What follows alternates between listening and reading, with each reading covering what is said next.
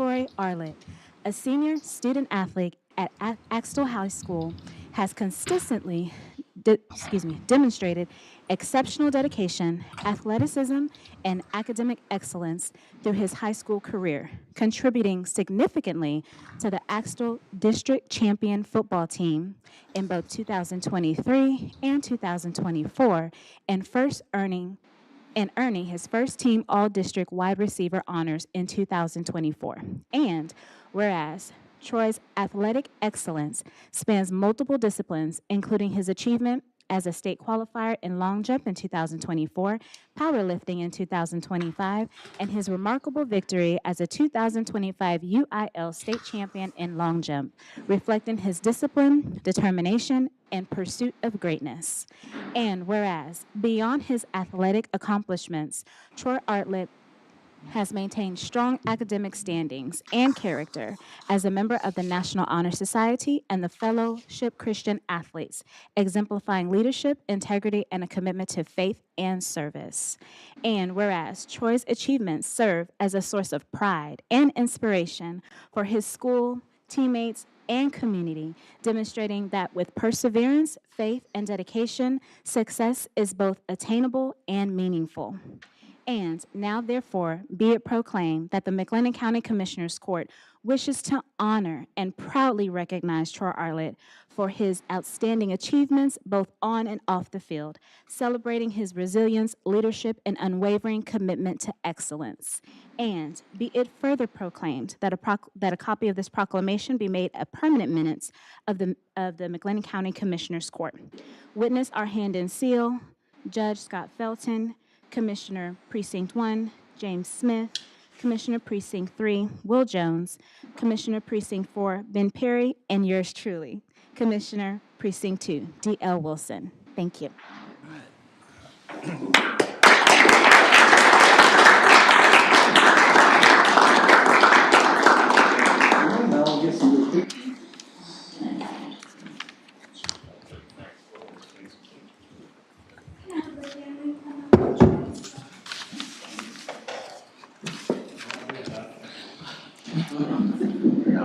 Family, coaches, whoever came to accompany.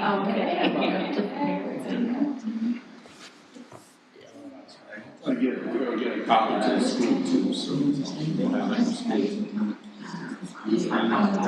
I have some friends in the meeting out there. Well, they were.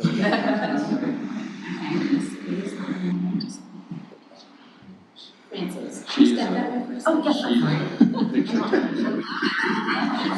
sorry, get out in the hallway, Francis.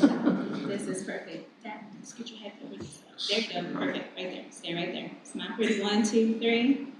1, 2, 3. Okay. Take your Okay. Judge, Commissioner Jones, Commissioner Smith, can you join us?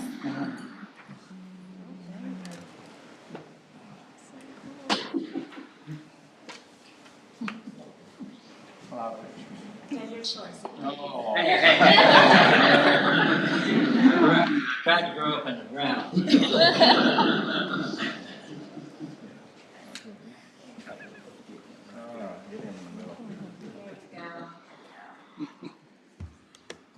This way? No, no. You're good. Yeah. Okay. Perfect. Right there. 1, 2, 3.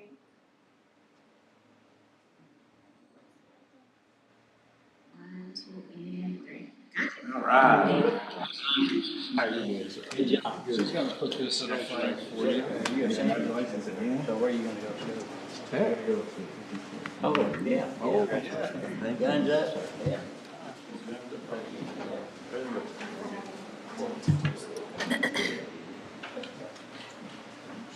She'll put it in Frankfurt if she's got a copy. Hold on, do like in the hallway, like in the bathroom or something. I'm sure we are. Yeah. Put this somewhere nice. Chair before I sit down because I'm afraid you won't be there, you know. Sit on the floor. I've had that happen before on chair. Y'all are welcome to stay for the Warriors, or y'all can go back to your lives. Yeah, we appreciate y'all coming, and it's always great to recognize good young talent that's the future of our nation. So, congratulations to everyone. Tell everybody in Axtell hello. Are we out of school? Are we out of school yet? 3 more days. 3 more days. Who's counting though? Congratulations. Take care. Thank y'all. Take care. Nice to meet all y'all. Look around. You got anybody can shine someone on the courthouse? Yeah, you want to do it? You got a second? I don't know if they want to or not. It's kind of neat. Look at a courtroom or something. We got to do it. Tim will take care of us, Jeff.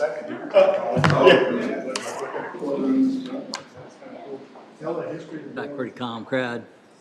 I don't think, I think there's only one case, one fine today right I didn't now. know what day was gonna be Troy audit, county. County Court of Law, 2 or 3, I can't remember which one Yeah. I got. All right. Thank you, Jackson. Is there a motion to approve that? Motion to approve. All right. Second. I have motion second. Any other discussion? No other discussion. All in favor say aye. Aye. Opposed? Pass. Thank you. All right, going to, under the consent agenda, the recommended pulls. One is E1B, which is a pull with no action. E3B is a HR matter for records management, and E3C is a HR matter for county sheriff. Is there any other pulls recommended by the court? If not, is there a motion to approve the consent agenda with the exception of those pulls previously mentioned? So move. Second. We have a motion second. Any other discussion? No other discussion. All in favor say aye. Aye. Opposed? Pass. So, let's see.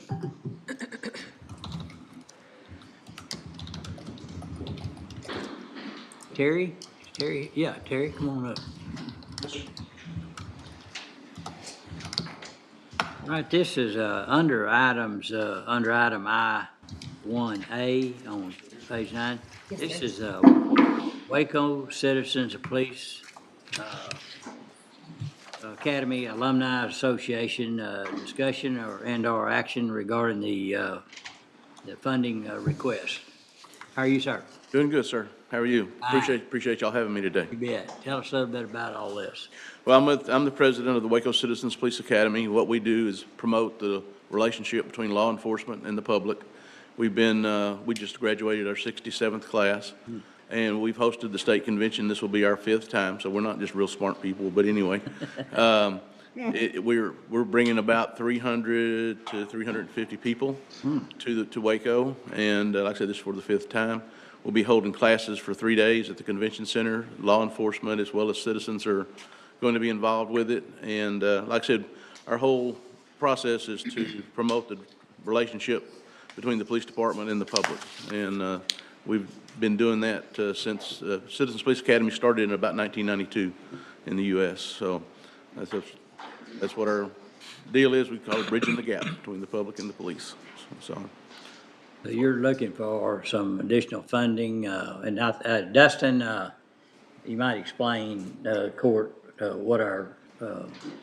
what we can and can't do.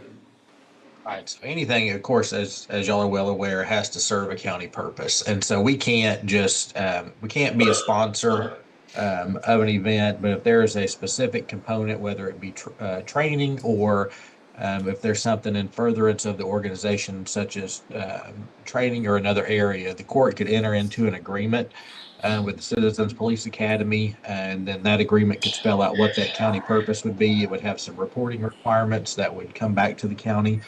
But Francis, anything you want to add to that?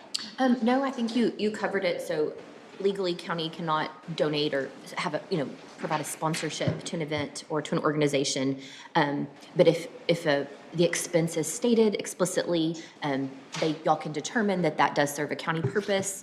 An agreement could be created that outlines that expense, the amount of funding, how it serves a county purpose, and any other requirements, like Dustin mentioned, reporting, those types of items. Questions?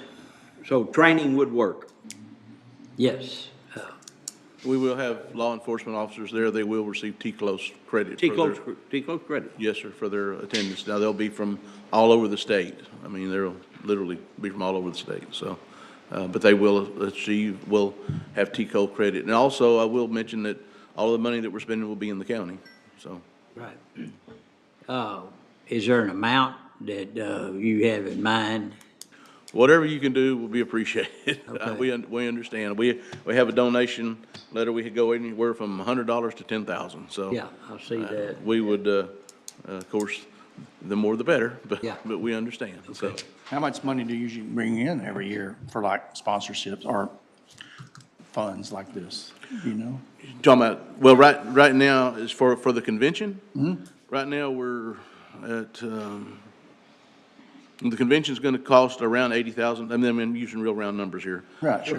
The convention's gonna run around $80,000, and right now, with registrations and everything, we're about, I believe, about $25,000 short of that right now. We've got other things going on. We're hoping Yeah. to make up for that, so.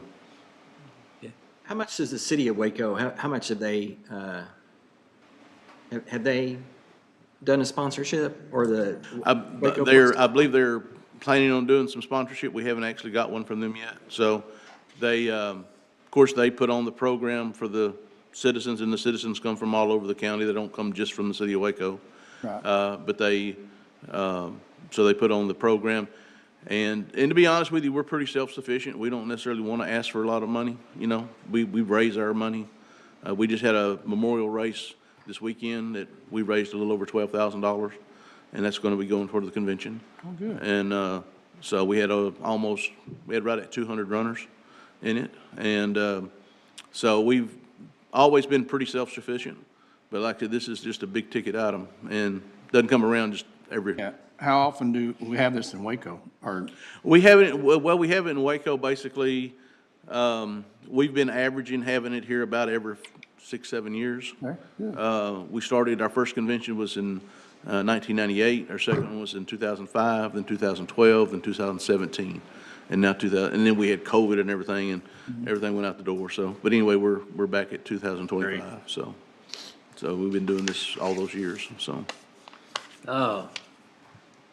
One suggestion would be for us to talk to City of Waco and kind of see what they do, and maybe we can piggyback on that if the court has an interest in doing that. I do like the fact that That'd be the mine. TCO. That'd be mine. With the TCO training Yeah. component, I think that's fine. That's where I It like to serves see it. county purpose. T-code, get back. you bet it does. If the city of Waco is gonna do, we should match whatever the city of Waco does. Okay. If there's- All right, I'll call the Do mayor. we have any of our deputies going to this or no? You know, yeah.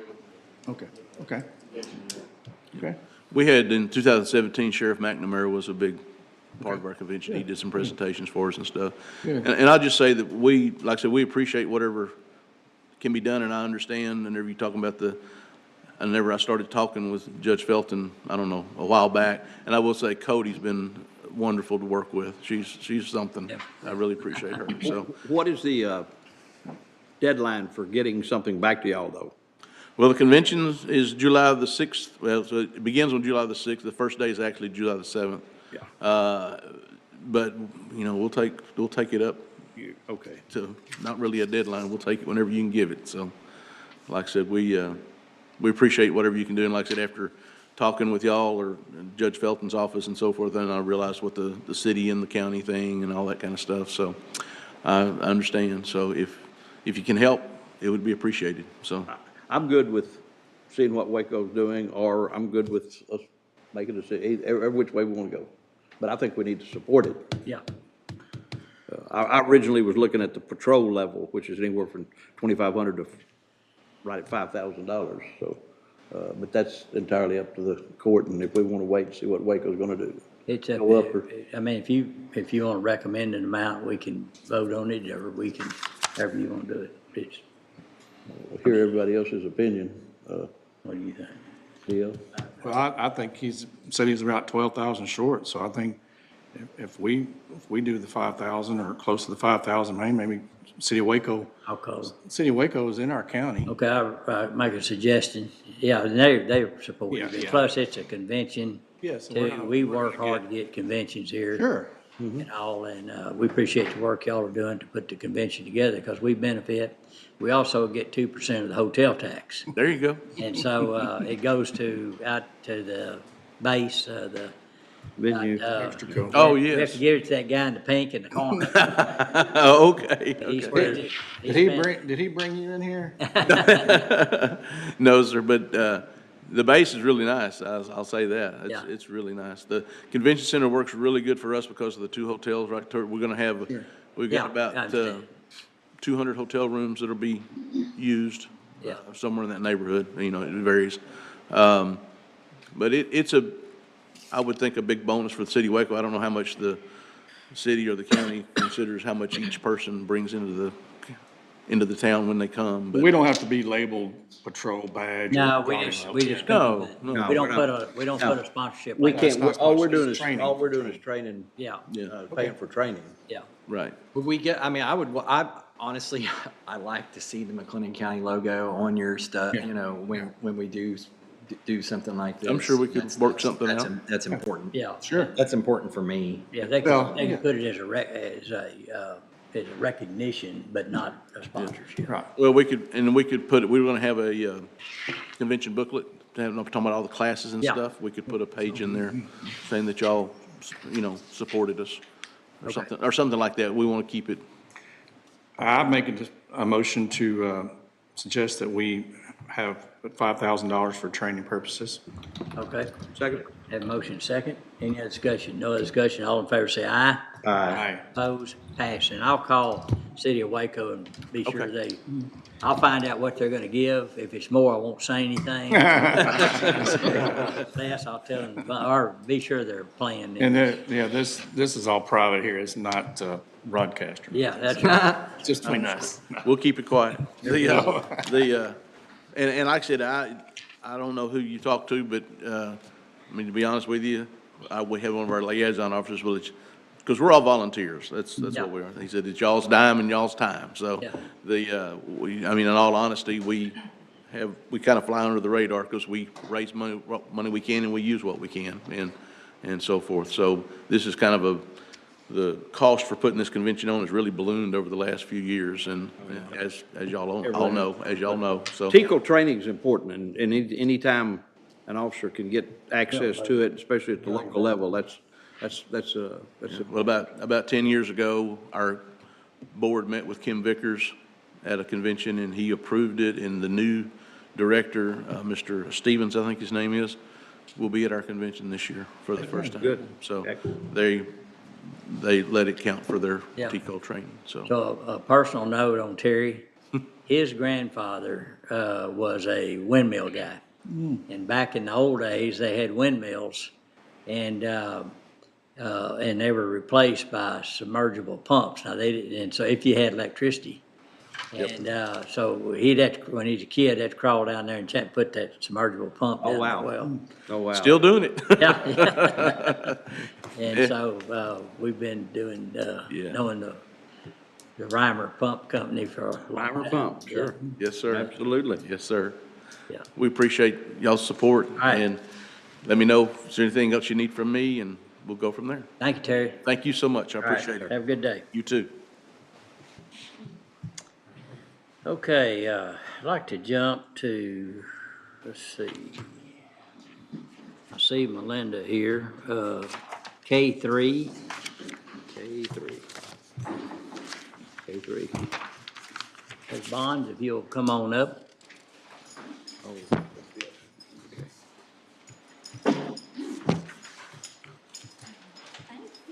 For seeing me again. Yeah, good morning. You jingle when you walk. Oh, I do. All right, this is K3 regarding the Texas Opioid Abatement Fund, Council, Community. And basically, what has happened in the opioid settlement deal, there's pots of money put around for grants, and you have to go through the grant application. There is we ask Linda and Ryan and that group to help us put together a grant. It's not a huge grant, but we want to get our foot in the door because these dollars are going to grow in that account, we think, and could be substantial. So, Melinda, go ahead. Sure, yes. Melinda Bonds, Heart Attacks and Behavioral Health Network. And so we do have an opportunity, like Judge said, it's a small grant, $68,196. And we are included in Region 16, which includes Bosque, Coryell Falls, Hamilton Hill, Limestone, and McLennan. And so in that area, we can have up to 5 applicants, by the way. I don't know who in the other counties are applying, but the money's sitting and it'll be redistributed if we don't utilize it. And so just kind of taking a look to see what we thought we might utilize the money for best use. We found that according to the CDC, McLennan County, we have about anywhere from 31 to 34 deaths per year from overdose.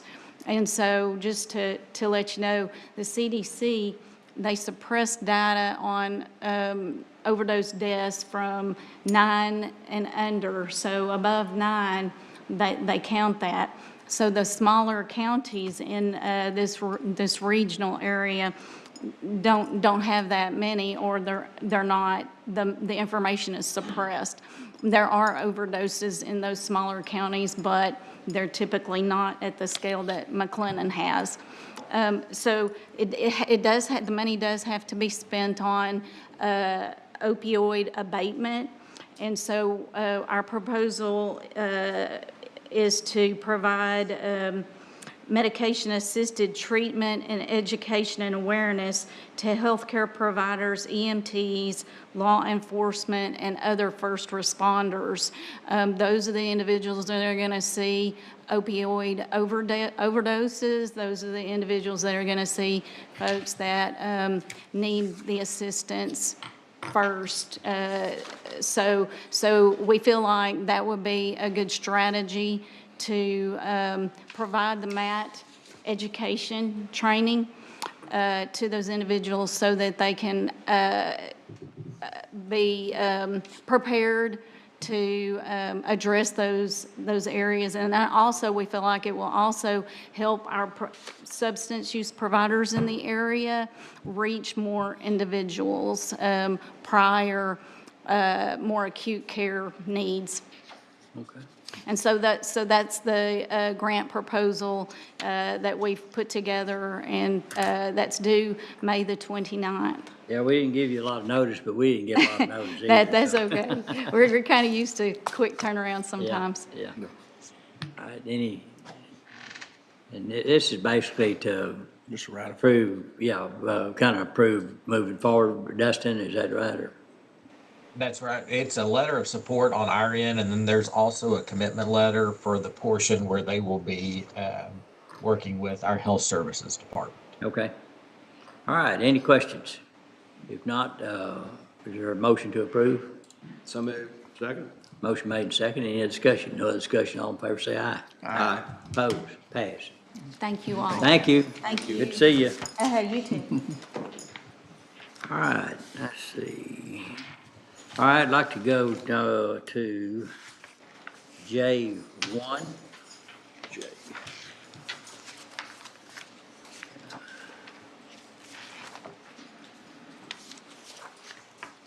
All right, Dustin, if you want to talk about this. Yes, sir. So this is J1. It's approval of final offer for the acquisition of right-of-way for Bullhide Creek Road Project. It's parcel number 1. So back on June 18th, 2024, we engaged Mike Millard at Millard Real Estate Advisors for the right-of-way acquisition for Bullhide Creek Road. What's before you today is the final offer. It's in the amount of $29,376, and it is based on a formal appraisal that was ordered. So we just need a motion to approve that. If there are any questions on this, Mike Dixon is online, and we can jump into executive session.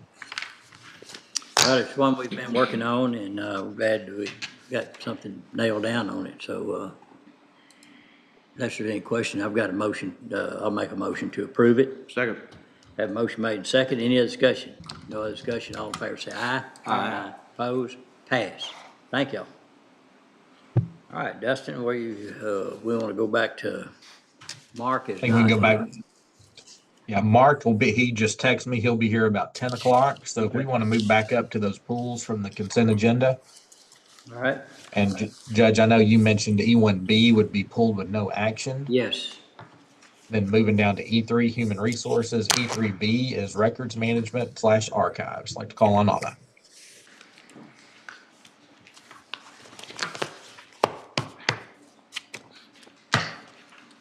Like to call on Alma.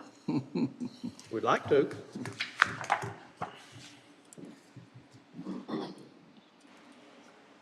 Okay, and she's gonna be doing both those, right?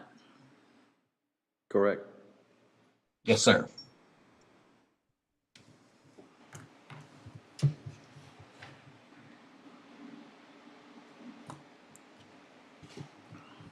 don't think I see her online, Judge. I don't either. I'll text her. Wonder what her due date is. It's too early. And Judge, Yeah. I'll send her a message so we can move on down to item G if that's okay. It is okay, okay. All right, under G, contracts and interlocal agreements, G1 is authorization of support and maintenance agreement with Excella Technologies for records management. I'd like to call on John Carter.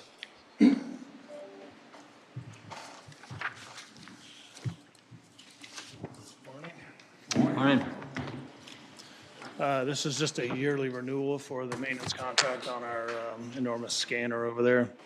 The maintenance agreement is with Excella for the Wixon Wilson scanner. It's $2,624.68, up from $2,476.11 last year.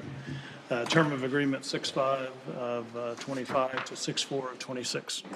It has been reviewed and is recommended for approval. Okay, any discussion? Move to approve. All right, we have a motion second. Any other discussion? No other discussion. All in favor say aye. Aye. Opposed? Pass. Thank you. Thank you. All right, under G2, we've got several here. Commissioner Smith is Yes, sir. brought in, so if you want to go over those.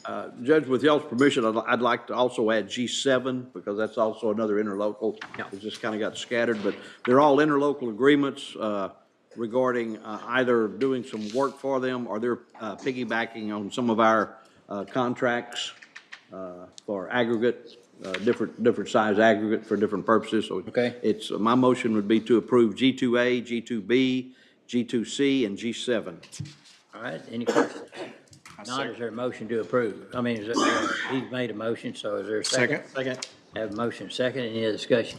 No other discussion. All in favor say aye. Aye. Opposed? Pass. All right, Dustin? All right, G3 is regarding the agreement with Populous Incorporated, authorization of professional service invoice. This is for the architectural services, optimization and future development, market and financial analysis for the Heart of Texas Fair Expo Event Center. This invoice totals $24,000 and it covers those their services from February 1st through March 31st. It's been reviewed and is recommended for approval. All right, anyone have any questions? Dustin's here. No questions. What's the pleasure of the court? Motion to approve. Second. Have a motion second. Any other discussion? No other discussion. All in favor say aye. Aye. Opposed? Pass. All right. All right, moving on to item G4, authorization of immunization service agreement with Walgreens Company for hepatitis B vaccinations, and this can be deferred. All right, I'll make a motion to defer. Second. All right, we have a motion second. Any other discussion? No other discussion. All in favor say aye. Aye. Opposed? Pass. And I'm sorry, I forgot that Anna was going to be late, so she'll be joining court in a little bit, and we can go back to those other two items. Okay. So moving on to item G5 is authorization of memorandum of understanding with West Independent School District Police Department, communication and coordination with McLennan County Sheriff's Office. I'd like to call on Major Ives. This is another ISD agreement, the 37081G. We've done several of these in the past. This is the same cookie cutter agreement that we have per the education code, and we're signing up for that with the West Independent School District. All right, any questions? Motion to approve, West ISD. Second? Have motion second, any other discussion? No other discussion, all in favor say aye. Aye. Opposed, pass. G6 is authorization of Financial Crimes Task Force Memorandum of Understanding, renewal with Internal Revenue Service, criminal investigation. Major Ives? This is an agreement that we already have in place. This is a renewal for it. This task force has led to some very impactful cases, not only for the citizens of McLennan County, but for the entire state of Texas. So we would ask that the court would renew this agreement. All right, any questions for Major Ives? If not, I'll make a motion to approve the MOU. Second? Have a motion second, any other discussion? No other discussion, all in favor say aye. Aye. Opposed, pass. G8 is authorization of provider agreement with Leal Snacks LLC for market system for Highway 6 jail. Ken? When we took Jack Harwell back over from LaSalle, we had a vending deal over there that's called a market. And it's basically items on shelves, and they offer fresh meal items like fruit and stuff like that. And it's a situation where we have a kiosk and people can load their money into this kiosk and buy things out of this market. It's been very successful over there. We did double check. We have two vending companies here in town. We checked with both of them. They both offer basically the same thing, but Leal's is the one that's been over in LaSalle for many years and has worked very successfully. And so we visited stronger with them and negotiated an agreement that we have in this packet right here with them. It costs no money to the county. It also provides no income for us either, but it's for the employees out there at jail that are kind of captured.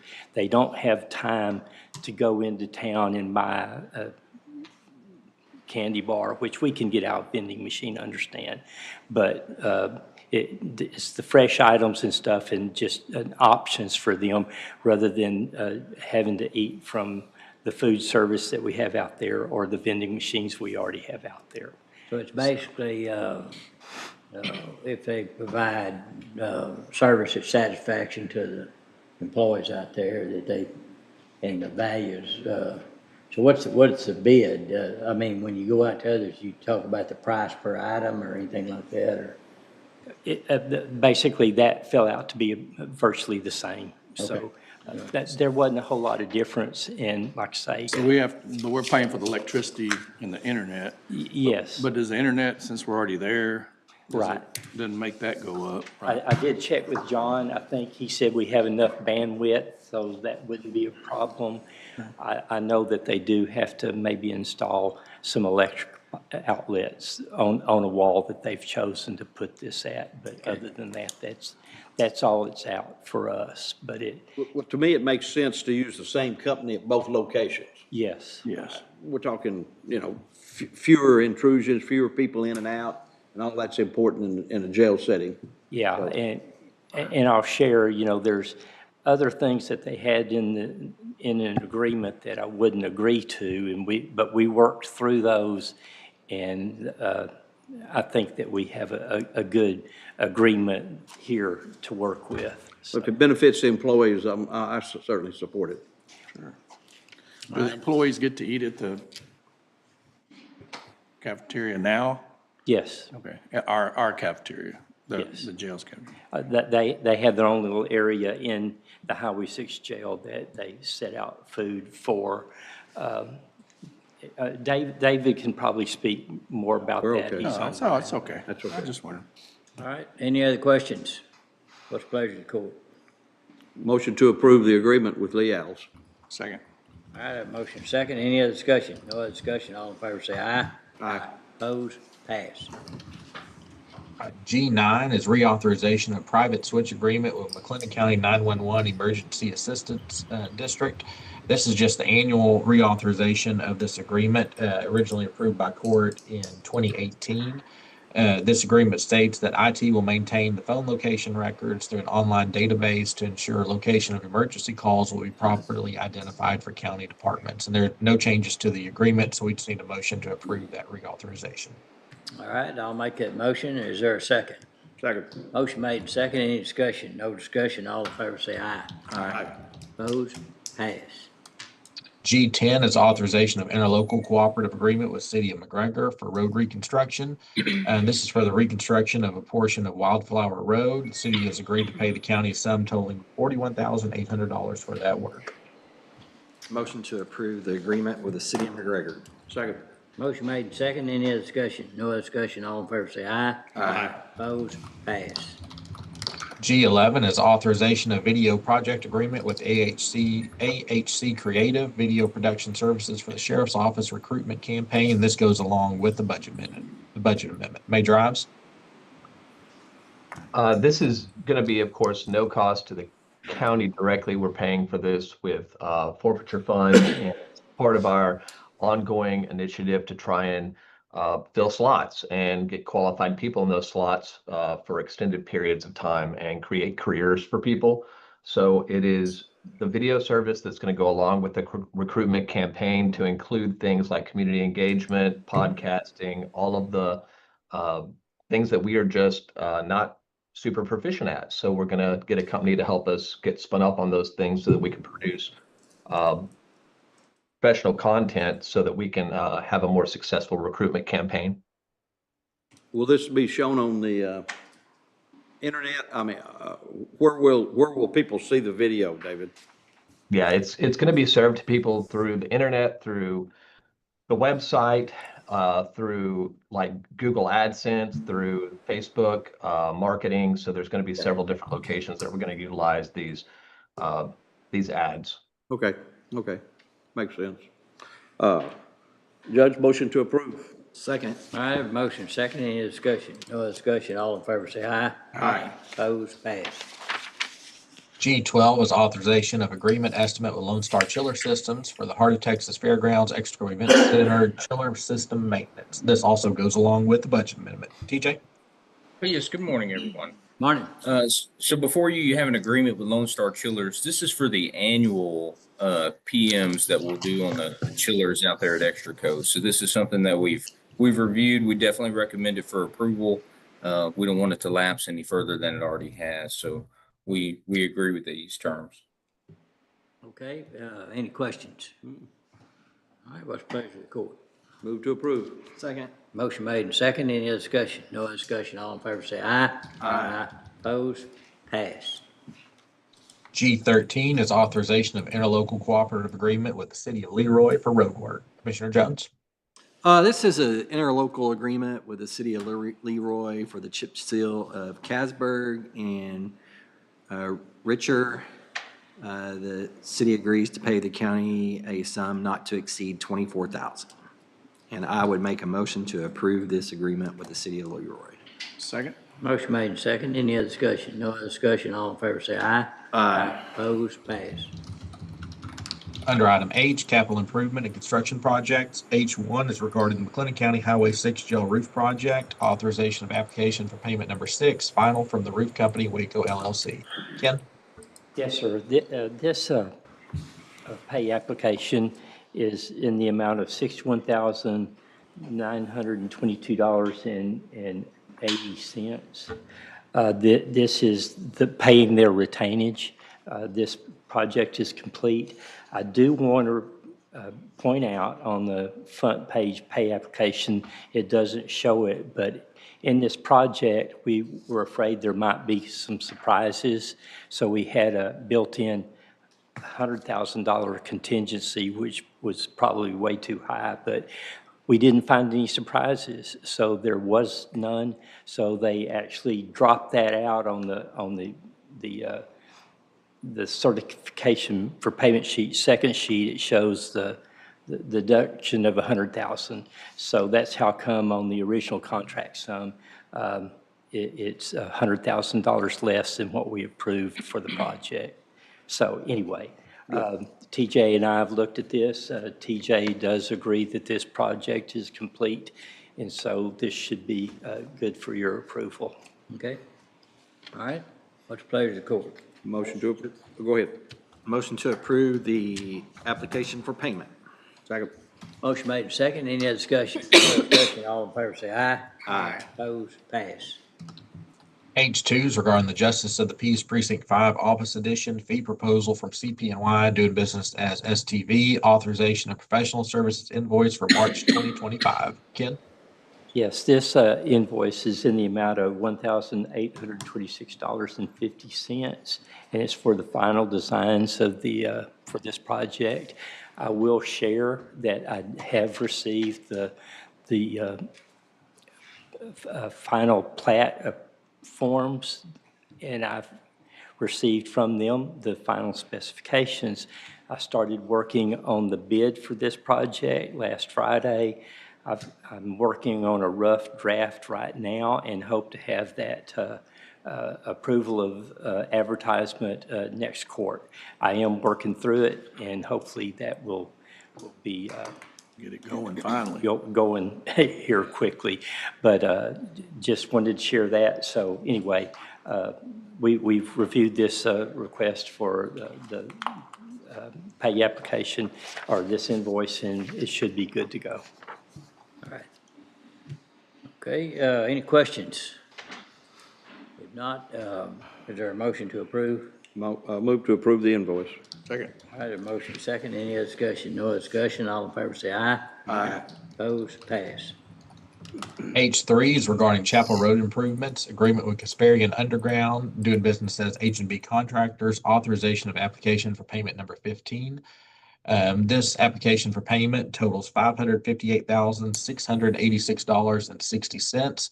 It's for work on the roadway improvement, then also on that water line improvement portion of this project. Amy has reviewed this and it is recommended for approval. Motion to approve the pay application number 15. Second. All right, and second, we have a second? Yes, sir. All in favor say aye. Aye. Opposed? Pass. All right, moving on to item I, budget amendments. I1 is regarding the FY25 budget. Francis? So I know we already covered I1A, so I'll start with I1B and go over the budget amendments. So I1B is in the general fund for the county judge's department. This is to increase the line item for guardianship services from contingencies. The reason for this budget amendment is that we do have a special revenue fund that specifically covers these types of charges. We have exhausted that fund. So we've spent all we can from that special revenue fund. So we're coming back to general fund to complete the year. And so we're needing to increase that line, and we'll balance the budget for 2026 between general fund and special revenue funds as needed. Okay, any questions on that? I mean, since it's in my budget, if there's any questions, I'll be glad to take a stab at them. No. All right. I have to do it. What do we do on that guardianship service? So, Maybe explain that a little when bit. there's a guardian, that, we're going through a guardian proceedings, it could be a elderly person, whatever, but, generally they're indigent, and we have to, judge on, their competency and all those things. Well, we have to hire, you have to hire an investigator, sometimes two, to do that, and then, like Friends for Life does many of these things for us, so we'll pay them to assist us in this. And so it's that piece of the population that we have to deal with, so. Thank you. Good. Okay. So then I1C, this is a certification of revenue. This is an interlocal agreement with the city of Golson in the amount of $1,704 for work that was completed. And then there's an attached budget amendment that matches up with that revenue. And so the request is to increase road construction materials by that same amount in Road and Bridge 3. I1D1, this is for recording purposes, this is a budget adjustment to the federal treasury forfeitures held by the sheriff's office. And so the adjustment is just between two lines, other services and charges and software licensing. And then I1D2, this is also a recording, and I apologize. The first one was state forfeiture funds. I-1D2, this is federal treasury forfeitures, and there's an adjustment within that budget between other services and charges and capital outlay. And then I-1D3, this is general fund capital outlay. This is a request from the sheriff's office. This amount specifically that we are increasing the budget by is for an oven. And so I know that the sheriff's office provided a packet of information describing the need for that, but they are available if questions come up. But that is for an oven package with the necessary equipment, freight, installation. And they have found pieces throughout their department's budgets to accommodate that purchase. I-1E, this is Fund 401, the Permanent Improvement Fund. This amendment is increasing the line item for the Heart of Texas Fairgrounds capital improvements. And this is the additional amount needed for the portable stalls that you approved on a previous agenda. I-1G, this is General Fund Road and Bridge, General Fund Road and Bridge 3. No, I-1F, let's try this again. I-1F, this is General Fund Heart of Texas Fairgrounds. This is an increase to the repair and maintenance line for that department, moving from contingencies, and this is specific to chiller system maintenance that needs to be done. And then I-1G, this is General Fund Road and Bridge 3, requesting to move within their department into furniture and equipment for the purchase of an ice machine. And that concludes the budget amendments, I-1B through I-1G. Okay, any questions on any of those? If not, what's the pleasure of the court? Motion to approve I-1B through I-1G. All right, I'll second that. Any other discussion? No other discussion, all in favor say aye. Aye. Aye. Opposed? Pass.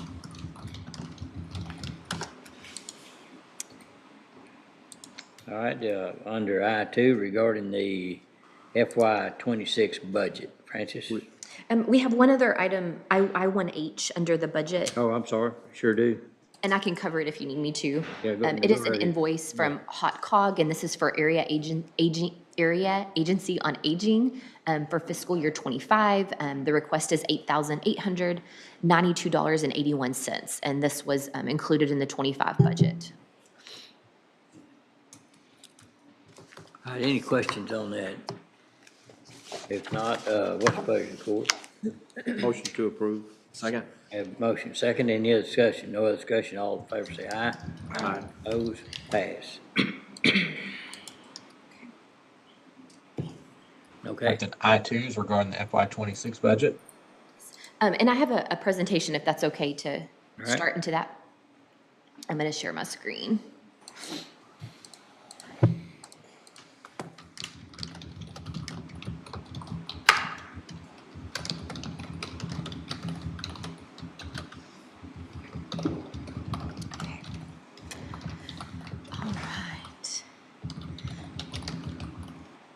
So we have had some discussions on some previous agendas on, where we ended 2024, what 2025 looks like. And so today we just want to touch base and let you know where we are in the budget development process. Also some updates related to tax rate planning, and then just wanted to touch on processes, statutes that drive these procedures, preliminary values, our fiscal policies, and so just what we have upcoming. And please stop me at any point in this if we want to segue to anything else. And so these are just pre-July sessions that we had planned on. We can always add more if we need to, of course. But today, we wanted to focus, again, like I just said, processes, statutes, preliminary values and rates, and then review our goals, policies, priorities, just moving into July. And then on June 3rd, our plan is to provide to you what we have called the budget binder in the past. And so that gives you some more detailed data and history about budget decisions you've made, both financial and personnel. And so I think that's good to remind us what has occurred over the last years, but also I think will help in making decisions through the 2026 process. So that is what is to come. And I know I reiterate these each time, but just want to again highlight this so it's very transparent. So officially, we'll kick off budget workshops on July 1st, which is that first regular agenda in July. There's a holiday at the end of that week. I don't think we'll really get into a lot of detail because, of course, we'll have a regular agenda to get through as well. But we'll just touch on it, look at kind of the big picture, just see where our discussions go. Bless you. But then we will come back after the holiday, of course, and we'll continue our budget workshops through the month. July 25th is important. That is the deadline for the appraisal district to provide the certified roll to us. And then on the calendar, we have July 29th is the date that you will vote on the proposed tax rate, and we will file the proposed budget. And so then that starts all of the timelines, hearings, publications. But we have, if necessary, the tax rate public hearing on August 19th, and then budget public hearing and adoption of budget and tax rate on August 26th. So I think just going over this and making it very clear just continues to make this process transparent and allows the public, if they do want to input into this process, there's always those opportunities at the beginning of each meeting, as well as the hearings. The budget and tax rate process, of course, is guided by various chapters and sections of the local government code and the tax code. And so it is, of course, essential that we follow all of the legal requirements. And so those involve notices and hearings and the adoption procedures. And so these are just kind of a very vague list of the topics that are covered and where those are found. But a lot of it, especially compensation, is spread throughout multiple codes.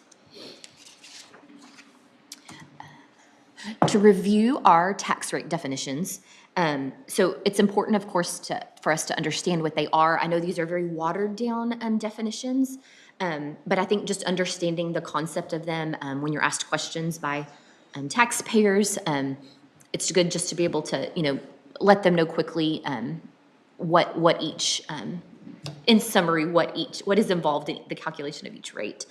So no new revenue rate.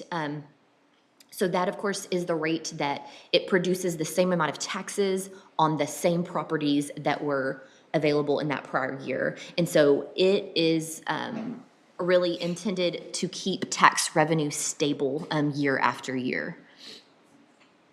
The voter approval rate, that is the maximum rate you can adopt by law. And there is a calculation that includes it. After the no new revenue rate is calculated, it's 3.5% above that, but there is an unused increment rate that adjusts that rate as well. And that 3.5% can be banked over 3 years, and it's a rolling 3 years. And so we have now been over 3 years into this new rate calculation, and so we have rolled that for multiple years, which has allowed our voter approval rate to be much higher than our no new revenue rate.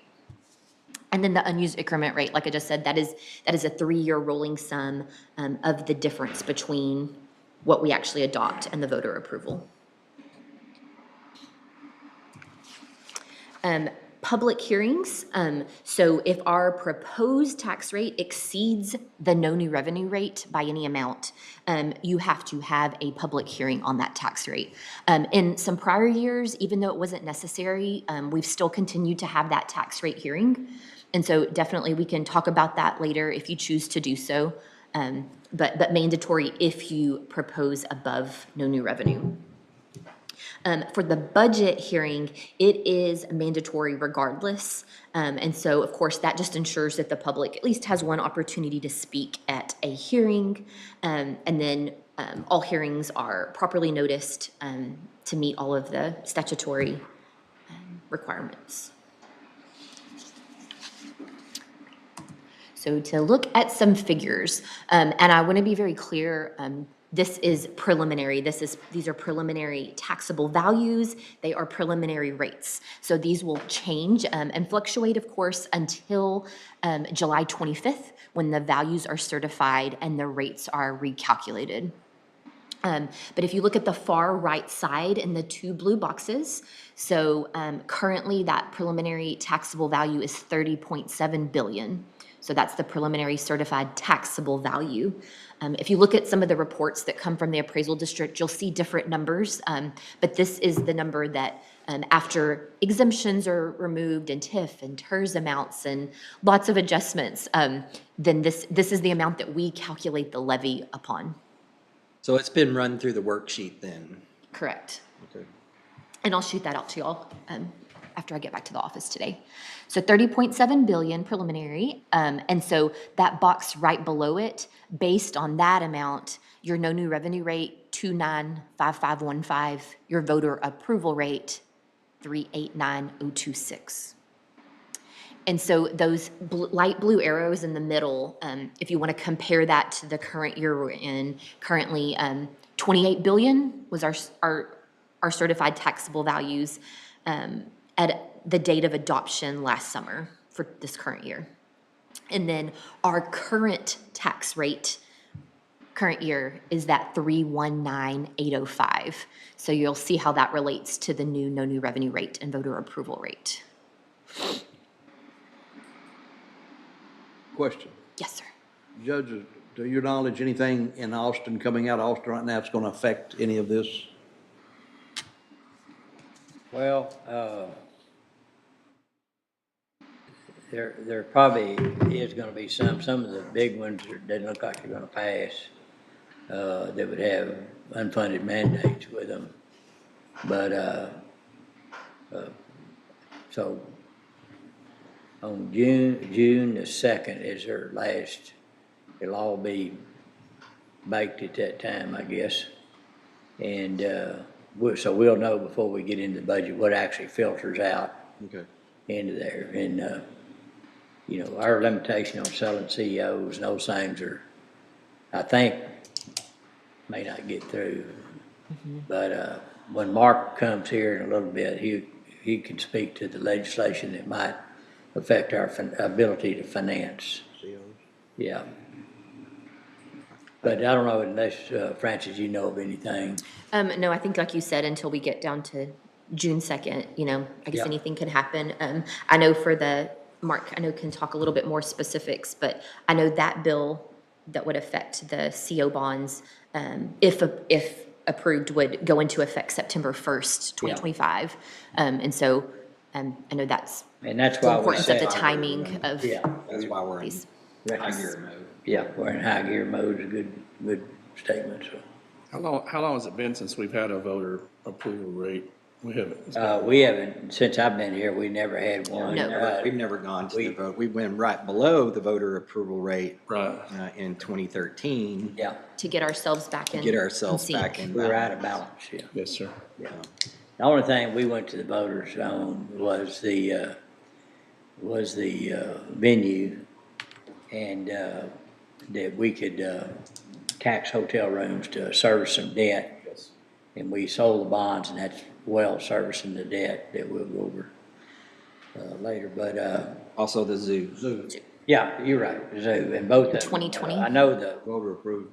venue program passed at like 68% pass.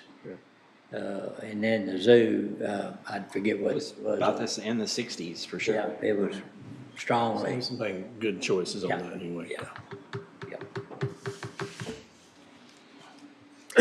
So to relate those two preliminary rates to what the levies would look like in comparison to our current year, if you look at that very center column that's titled current rate, so that 319,805 current tax rate, the total levy, and that includes for M&O plus INS for debt service.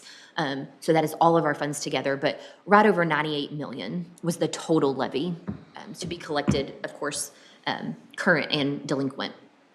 And so then over to the left, that preliminary no new revenue rate, that would produce a levy of 90.7 million. And so, and this is on next year's, of course, preliminary values. And then the voter approval, a little over 119. So there is a very $30-ish million range between no new revenue and voter approval rate there. So very wide gap there between the two. The bottom, that increase in levy, that is over our current year. So if you were just to keep the current rate, our ad valorem tax revenue would increase by about 8.5 million. But going to the no new revenue rate, just a little over $1 million. What did it So increase very- last year from the prior year? from the prior year? I'll have to pull that up. I don't have that readily available, but I'll pull this same comparison and I'll send that out to you. I want to say it was similar numbers. Similar number? Maybe a little lower, but. We've moved up in bracket, but I think the gap was pretty close. But I will pull those exactly so that we can look at those. What is 1 cent? What's the 1 cent? So 1 cent. So if you take. Is it the 30.7 Yes. So if you divided take. by 1,000? Divided by 100,000 100,000? or 100 Yeah. to. Sorry, I had this calculated earlier and So it's about $3 million? Yeah. yes, for every penny. Yeah, 3.07 million, yeah. Could be. That's easy. We need to keep it easy. Yeah.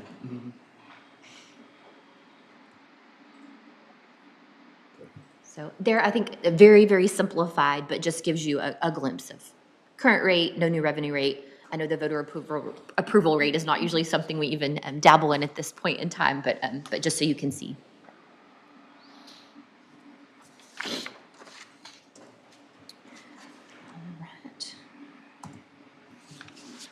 All right. So getting away from the numbers more and looking more just at our goals, our policies, what is driving our budget and the decisions that you make. So we review our goals and policies annually, and we've been doing that for maybe about, I don't know, getting close to 10 years now. But we really want those to help you guide your financial decision-making through all of these processes. They also just help ensure that taxpayers' dollars are aligned with your priorities, and it should be a clear reflection of your priorities, should be a clear reflection of what budget is adopted and what tax rate is adopted. You should also be able to defend any decisions that you make, whether they be budget or tax rate, by bumping them up to your adopted goals. And then we, of course, want to regularly evaluate, are we meeting those goals operationally, financially? And so, doing that, how do we prove that up? And I think each year when we go back, why did we budget this way? Did we use a new strategy? What does that look like? And so we had some different strategies we used last year, and I think they've really panned out and shown to be valuable. So we'll keep reviewing those, and then sometimes, it may not work. And so we'll just keep adjusting those strategies each year as we work through the workshops. Okay. So the first policy, which we always focus on, of course, heavily, is our general fund reserves policy. So our goal is to maintain a minimum of 33% of operating expenditures. So that is what we strive to be our general fund reserves. So it ensures we're prepared for emergencies, if there was a loss of revenue, some sort of revenue disruption. And so just a couple sentences there, but that is what we're focused on a lot during the budget workshops and the discussions. And so helps us create that strong foundation financially by having those reserves, but also creates a stable credit profile for us. And so in talking about debt issuances and things like that, that's a really important and something that we've strived to keep up. And I know that is looked at each time we go out for a new debt issuance. I think in addition to this, and we can adjust these policies, they're your policies, so we can add to them, we can change them, but something that we've discussed is, it says we would use this for emergency type situations, loss of revenue, but how would we do that? And so we could add something to make that more clear, but, outside of your budget, the only way to use that fund balance that hasn't been budgeted for the year, of course, is to declare some sort of emergency. And so that would need to be declared by the court and voted on, and then that would allow you to pull from those reserves if needed. And, Of course, if you don't have to do this today, but when we get into it, we talk about that, you might give some examples of emergency, just so everybody have a good understanding about what all's in that category. Perfect. I mean, public safety, things like that. Yes. So we can kind of expand this policy to be more specific about those instances. And then, of course, if it's something we are anticipating, we are going to have there's some revenue that we're losing, then you can include that in the budget. And of course, then you do not have to declare emergency to use anything that you have actually budgeted for, so. Now say that statement again. If you were anticipating something, an emergency is not something you usually anticipate, but if it is something that you know you're going to have an extraordinary need, we could just include it in the budget, of course. And so then, per the budget laws, you can always spend that. So we would draw down on those reserves by adopting the budget, including that drawdown, if that makes sense. Yeah, and I think one Usually other thing is when we put a dollar placeholder, we still need to have a good idea about what's the maximum that could be. Yes. What's the impact of it? Yeah, and I see the usefulness of a $1 placeholder on smaller deals, but not on bigger deals.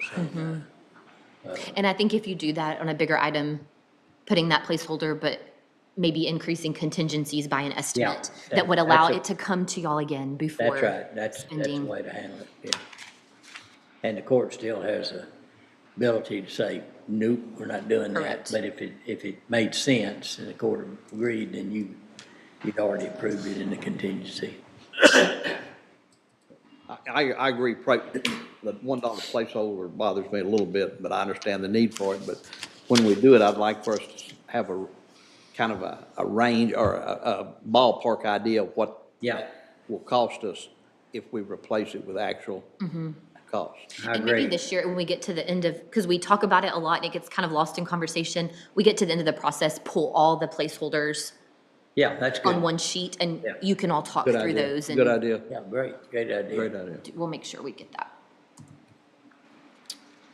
So this is a cookie cutter policy per se, balanced budget. But balanced budget, of course, means that our revenues plus any prior unassigned fund balance covers expenditures for the year. But just good to have in place and to have that outlined through our documentation. So of course, we always aim to avoid funding ongoing operations with one-time revenue sources.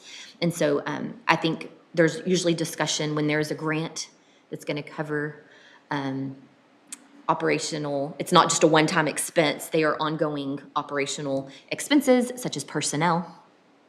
We just want to, heavily scrutinize that and make sure that eventually if that funding falls off, that you're able to cover it with other sources of revenue.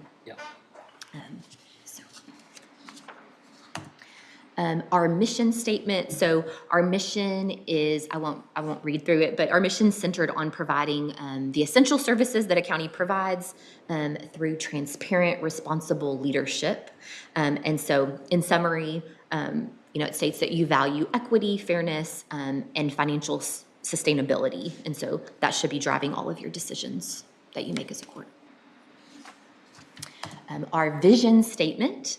So we strive for innovation, operational excellence, and then top-tier service delivery, the services that you are to provide as a county. And of course, through that, even though we want to provide high-quality services, responsibility financially, of course, is at the core of all of those decisions. So we want to balance those out.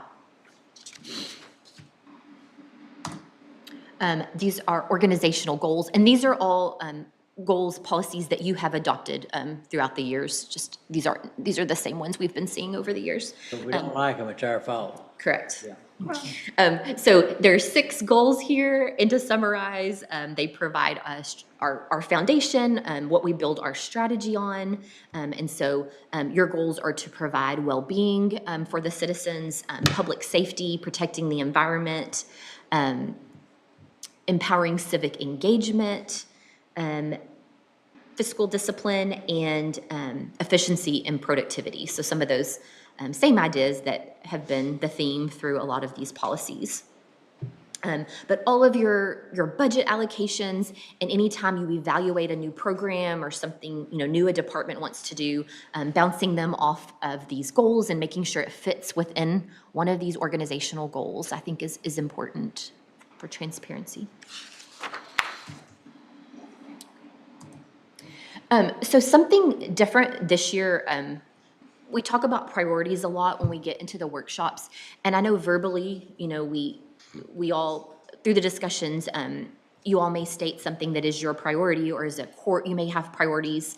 But I think this year, if we, at the beginning of our discussions, if we outline our priorities, and I know we won't all have the same list, but really putting those priorities in an order that when you make decisions, you can look at that priority list and see where they fit. I know that's sometimes easier said than done.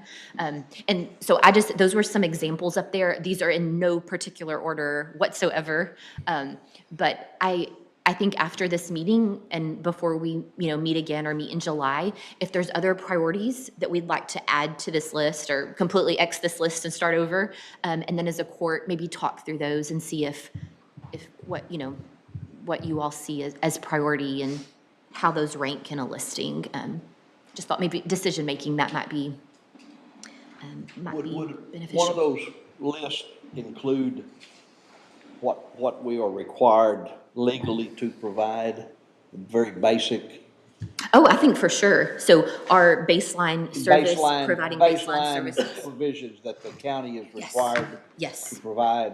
Yes. Yeah, this was just kind of statute. some examples I threw out there. So yes, no. So you all, if you just want to throw me some ideas of things you'd like to add in there, and then we can talk through it and just make sure we're all on the same page as we talk through all of the requests and the tax rate scenarios. I think you'd be quite surprised at the definition between mandatory and discretionary. Agreed. Some pretty interesting. There are some interesting. Yeah. There are some interesting things that are you wouldn't think of. There's some mandatory things we can take some discretionary look at. Yeah, I guess so. Yeah. Something like that. Unfunded. Yeah. Mandatory, unfunded, mandatory.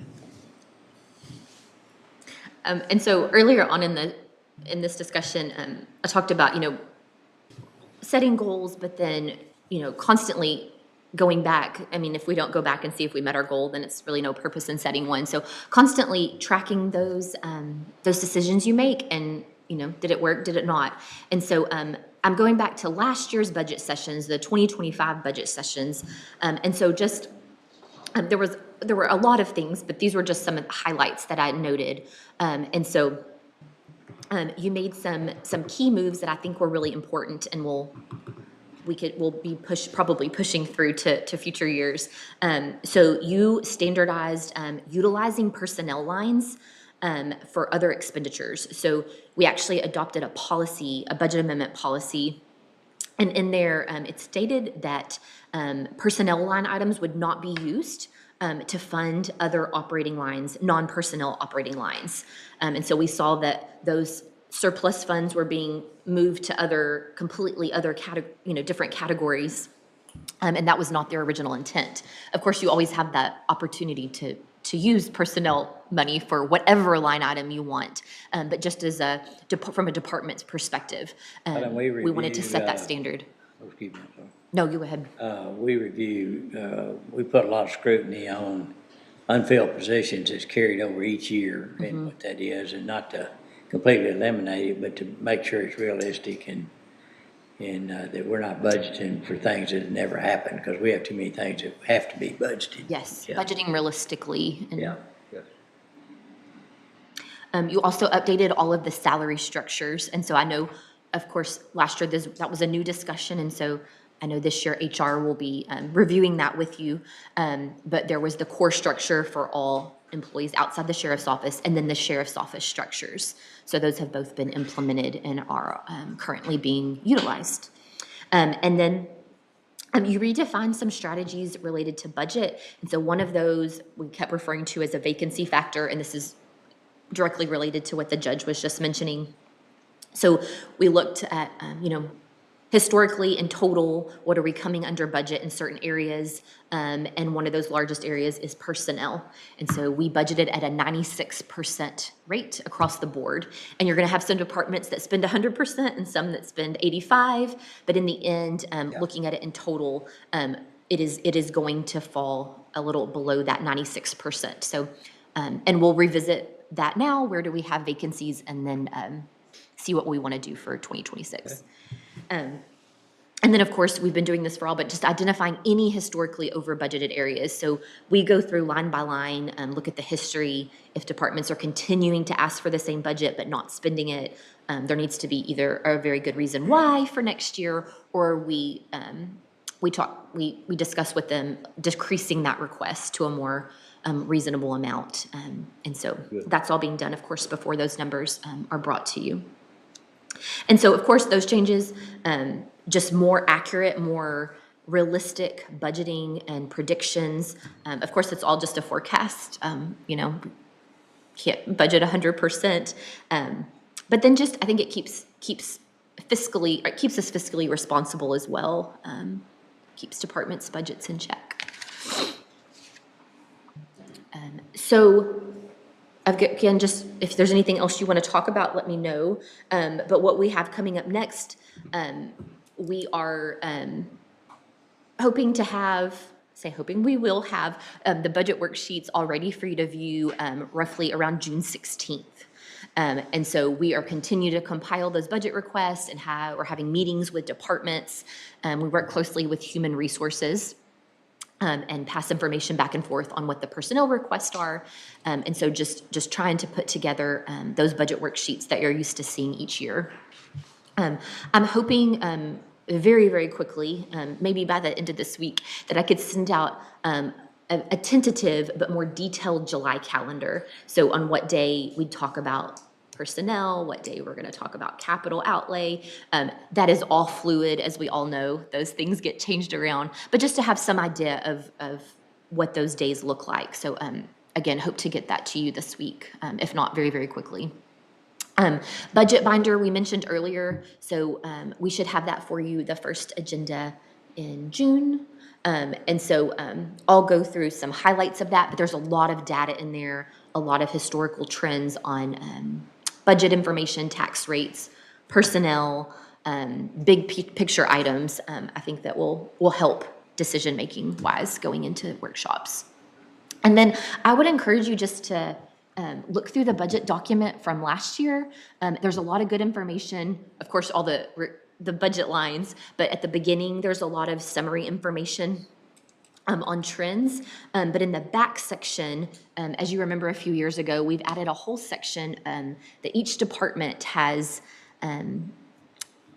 given us a narrative of their goals, their accomplishments, things that worked and didn't work for them for each year. And so I think departments worked really hard to help us compile all that information. So some of that information may be helpful as you go through their budget request as well. So that's homework that you don't have to do, but. So that's all I have today. So again, just high level, but just getting us prepared for July.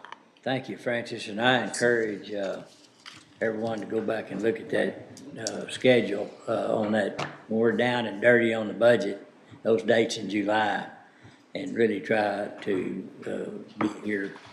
There's always things that may come up that would say would prevent a commissioner from coming during a meeting, but we'll try to accommodate that. But if you can, really focus on those. And when will you have those firmed up? You said those July dates and times? I hope So we already know that week of July the 7th and the You've already week of July given us- 14th, Right. we are going to meet or the plan is to meet Tuesday through Friday. Some days here and there, maybe Wednesday morning's not, but Tuesday through Friday of those 2 weeks. So those should be our two heaviest walking through requests, looking at scenarios. Those should be the heaviest discussions. And I'm really confident that we can get through most everything. Yeah. You will then step away for your conference, Conference, and then and we'll then come come back back that last week. We'll revisit anything you want to, and then we'll move forward with proposing the budget. And again, it's the proposed budget. We can continue to work through August before we adopt, but that's the plan. Okay. All right, any questions for Francis? If not, is there a motion to approve her report for recording purposes? So move. Second. Have a motion second, any discussion? No discussion, all in favor say aye. Aye. Opposed, passed. I'd like to take a few minute recess, and then we'll start with Mr. McCliney. And then also Chris Collins will be here shortly to give a economic development report. So I'd like to recess for, let's say, 5 minutes. Is that enough? Recording stopped. Good, how are you? Thank you all.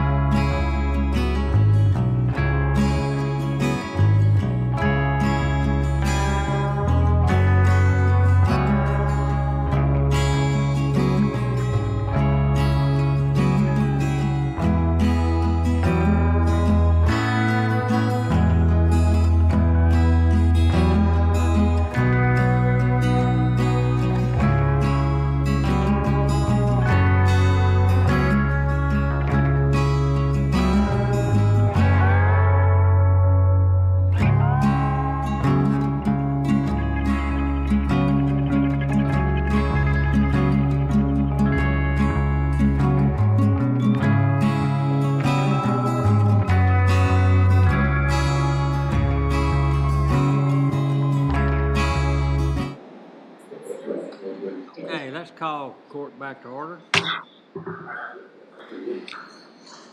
right, Mark, if you want to come on up, I want to go to item M6, and Mark McCliney will be making a presentation to us about a resolution authorizing and approving publication of notice of intention to issue certificates of obligation.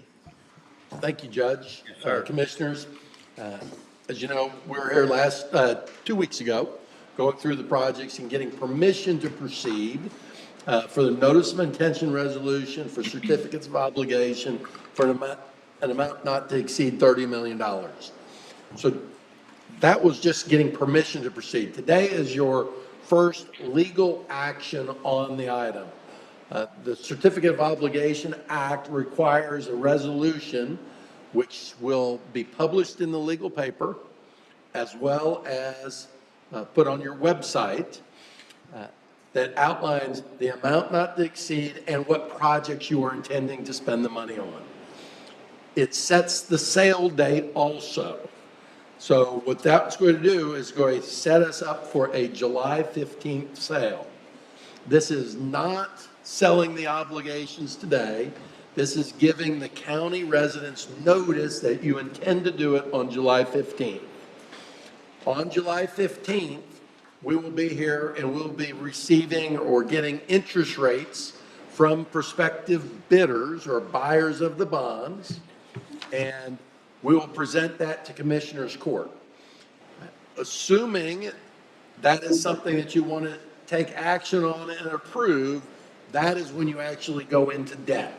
So today is just letting your citizens know that you intend to borrow an amount not to exceed $30 million for the set improvements that are listed there in the resolution and what we went over last week or 2 weeks ago. With that, I'll address any questions you may have. All right, questions? As he stated, it's up to 30 million, and if something changes between now and then it could be under that, but not to exceed that either. So, Correct. Questions? If we get to that date to vote on actually, I guess becoming indebted or issuing debt, and things don't look favorable, can that be postponed, or how does that work? That's a great question, Commissioner. And that has occurred. If you might remember when Lehman Brothers went broke, that was on a weekend, or when they announced, or Bear Stearns, and I had a sale on Monday. Rates were 9% when we were expecting 4% because no one knew where the market was. So it was tabled and turned down. In this instance, you can elect to push it back to the next meeting. Once you go more than the next meeting, then this notice, because you're saying what date it is. Right. So if people are here and are here to protest on the 15th and it's pushed back, well, maybe you're allowed to do it one meeting. It's tough to do it for multiple meetings.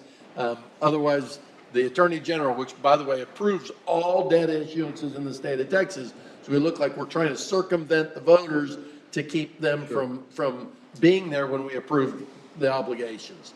Okay. So long answer to your question, yes, it can be postponed if rates do not look favorably, because it could affect your tax rate. If all of a sudden we're expecting to sell these at 4.5% and we get rates of 8%, well, that you can't meet that debt requirement. So we'd want to table it and probably come back 2 weeks later. Again, it's allowed in this instance, but it wouldn't be allowed to kick it down to 6 or 7 months. We'd have to start over. Okay, all right, thank you. But it is important to note you are not obligated, you're not setting down debt until the 15th. And that's when you make that decision. Yes, sir. Thank you. And go over the publication, where would be, where the publication would be available. So the publication goes into the legal paper of the county, or papers. And it's published 46 days prior to, at least 40, it has to be published at least 46 days prior to selling, prior to that July 15th, 2 weeks in a row. It will also need to be put onto the county's website for everybody to see. So I'm not exactly sure which newspaper the court uses for its legal publications, probably the Waco News. So it'll go in 2 weeks in a row. And from that point, 46 days. So it just happens that we'll just set it up basically 60 days, so it falls on a commissioner's court date. Okay. Other questions? Mark, what rate are we looking at? I know we went over this at the first meeting, but If we sold a week ago, I would have been saying 4.25. yeah. It's going to be slightly higher now. You may have seen that the Moody's downgraded the federal government. That followed, I didn't realize it was that long ago. Standard & Poor's did it in 2011. Fitch did it in 23. And now Moody's lowered us from AAA to AA1, which is their one notch below the AAA. Municipal bonds follow treasuries. So it ticked up. Interest rates ticked up because of that. Our rating, interestingly enough, is the same as the federal government's now. We can't go out and print money. They can, but we have to balance our books. I was listening to what Francis was talking about, our fund balance policy and those things. That gets us to the same bond rating as the federal government, which is pretty phenomenal. But we should be well under 4.5%. Again, we've talked about tariffs before and what that did to interest rates. The market became illiquid for a period of time, and rates, and to your point, Commissioner Smith, we might not want to have accepted those interest rates at that time. So we do want to retain that flexibility. Today, maybe 4.35% ballpark. Would there be like a ceiling, or do we just want to play it by ear? Or? I think your court, we'll be coming in here with rates. And I think you all would, if it's 5% or 5.25, we'll have to sit and say, and I don't think it'll happen from Monday to Tuesday. I'll be briefing the court as we get closer if things are looking crazy, because maybe then we pull it down to 20 million. But at this time, that 4.5% looks like a good rate, and that's where we've been running numbers. I don't see, again, anything can happen, but I don't see much fluctuation in the next 60 days there. Is that the 30 million, is that common for our county our size? It's been all from 10 to, I don't know if we've done a 30, have we? We have the PFC bond. Oh, yeah. And then the venue project bond, those were a little bit higher, 30, 35. And this is we have to put and it's generally pretty broad, description on what all we can put the money on. It has to be long-term improvements and those kind of things, but, and then, I guess the other thing to consider is, which we will, is try to figure out how fast it would take you selling a bond so the interest rate starts that day. You're not going to spend all that money on day one. You're going to be spending it over time and scheduled out. So what is that money going to earn while you're carrying that cash piece of it until it's spent? And so it could be a carrying cost, but we've actually got into arbitrage where we were earning more money on the cash than the debt was, but Francis assured us that wasn't all bad. So Invested to its full potential. And Bill tends to call and has several places that he puts those funds. The county treasurer, and right now, because the yield curve is somewhat flat, you can invest close to the rate you would be paying. Yeah. And one, we have to spend the money down. The federal government doesn't let us make more than what we're paying, but the closer we can get, the better off you are. Yeah. And the bond, those interest earnings go with the project. So if 2 years down the road, this $30 million, while it was invested, made $1.5 million, that goes to those projects that are staying on that list. It helps cover cost overruns or furniture, fixtures, and that type of stuff. Right. Okay. And our indebtedness is pretty low compared to, Yes, you would be considered a low debt county, well-managed, frugal, that's why we have that bond rating too. Reserves. Reserves. Yeah. Commissioner Wilson brought up, is this a lot for a county? It's a lot for us because you've tended not to borrow and do a lot of pay-as-you-go and wait until you have opportunities. But compared to other counties of your size, you would be considered very low. I think we went with this number because it was pretty close to what we could maximize at current INS rates. Right. And concern about what was happening or could happen 90 miles to the south. Yeah. And to touch on that a little bit, one of the bills Francis and I were talking about was HB 19 that could prevent you from doing.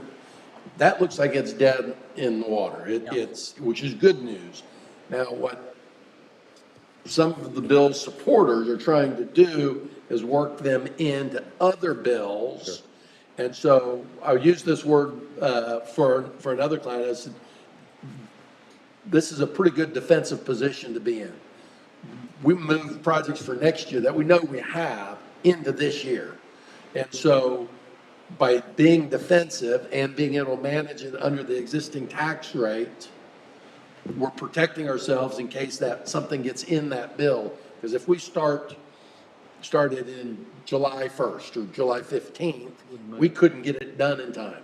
So this is the defensive position to be in. Next year, maybe by the time we sell it, we know that it won't be effective, but we don't know where we're going to be 2 years from now. So it gives you another 2 years to kind of work through the market, knowing that these projects are there regardless. Right. Well, we've got projects and we'll always have projects. Yeah, we do. And, low water crossings, bridges, those things. All of those. Big deals. And we see what the roofing jobs cost and all those kind of things. HVACs. Yeah, and all that. So, there's a big project right out behind us too. Yeah. That's got to be finished, and I think that's where. There is a little bit that we have short on it, so. Can I make one other comment? Yeah. I wanted to make sure it was clear. So those preliminary tax rates we looked at earlier, the INS portion of that rate included the estimate that Mark had provided the last time he was with us. So that was baked into that as well. And like we know that it's going to fluctuate, but that estimate for debt service for the new max 30 million, it was in that rate. Yeah, okay. Any other questions or comments?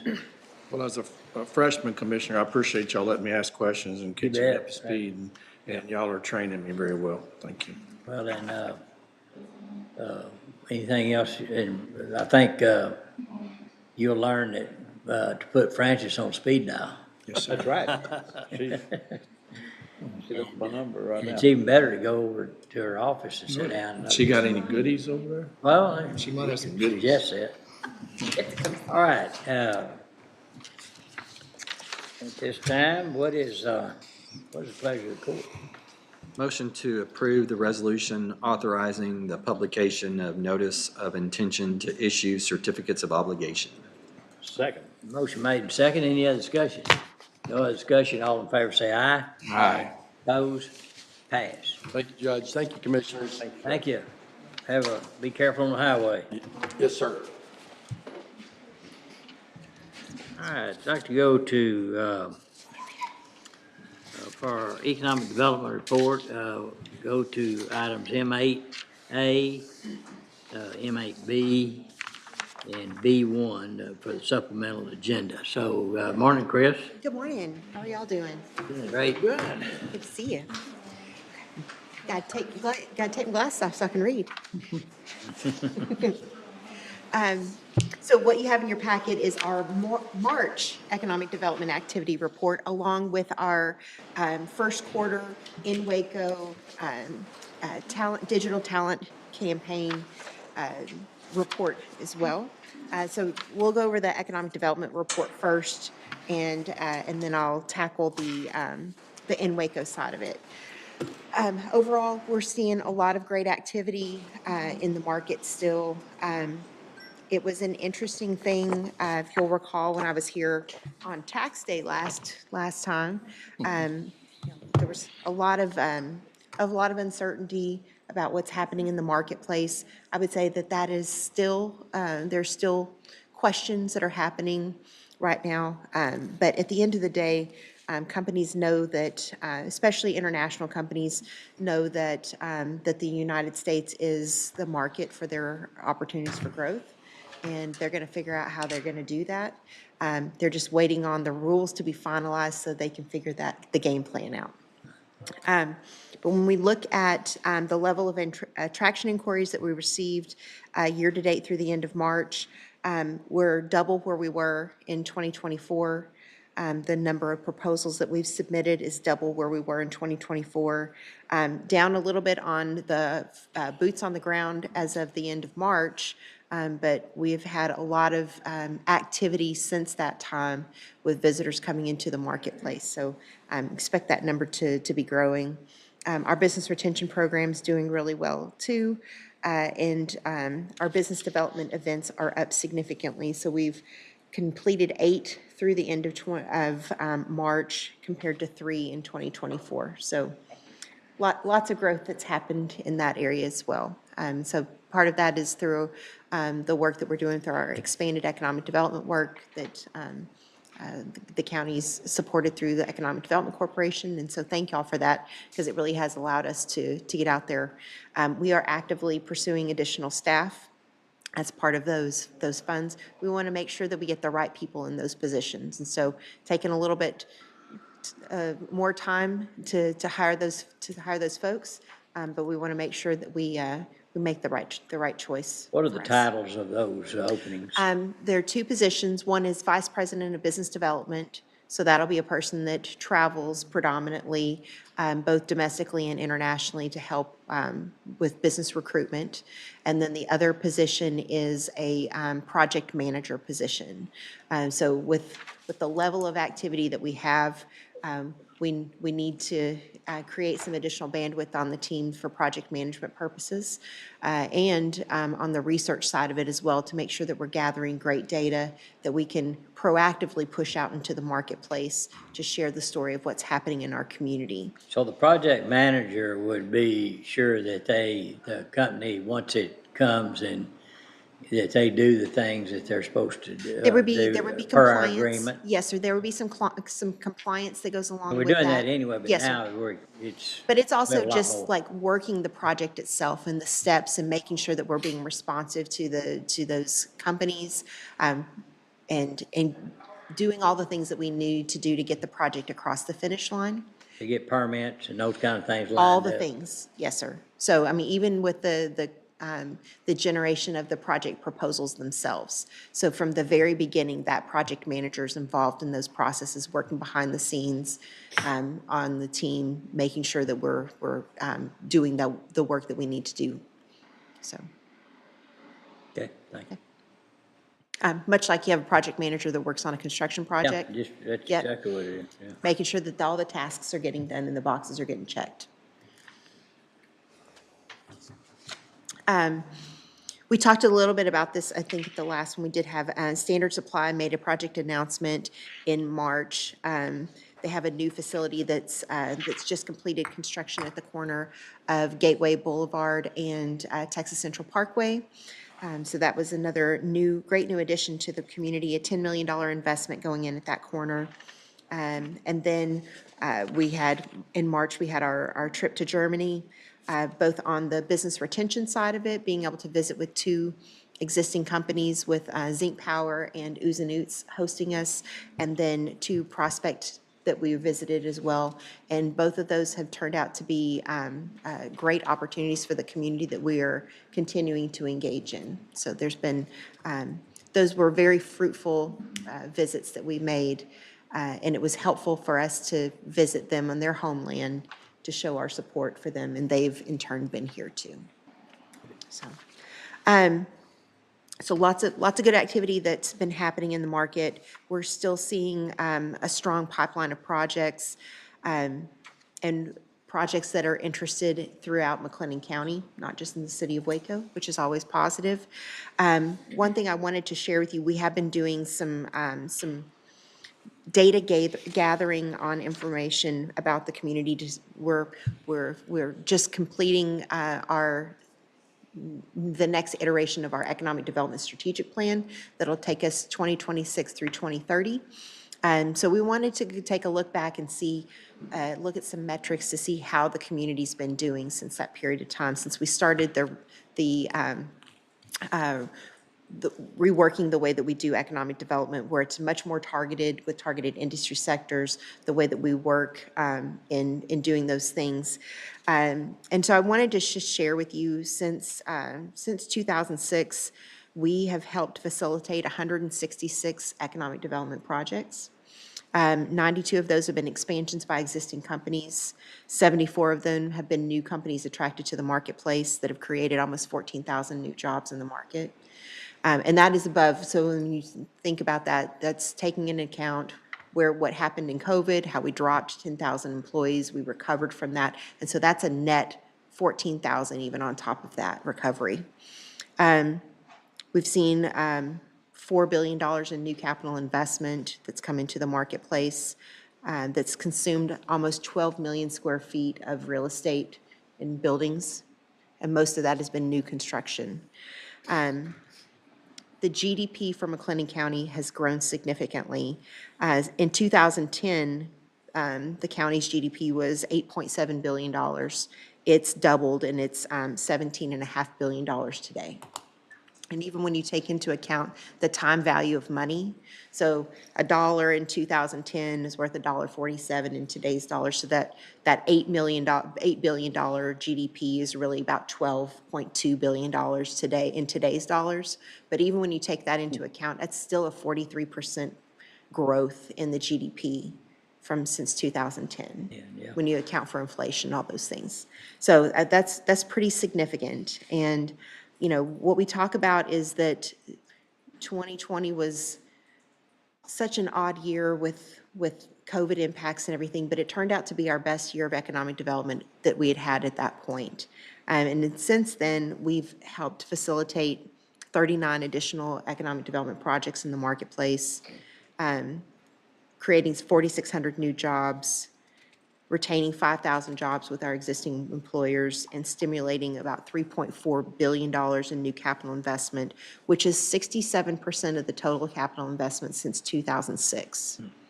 So you can see how that acceleration has just really taken off in the marketplace. And so we were just really proud of the work that we're doing, the support and the partnership that we have with everybody working together to make that happen. The disposable income for McLennan County continues to grow. We have grown 27.5% since 2020.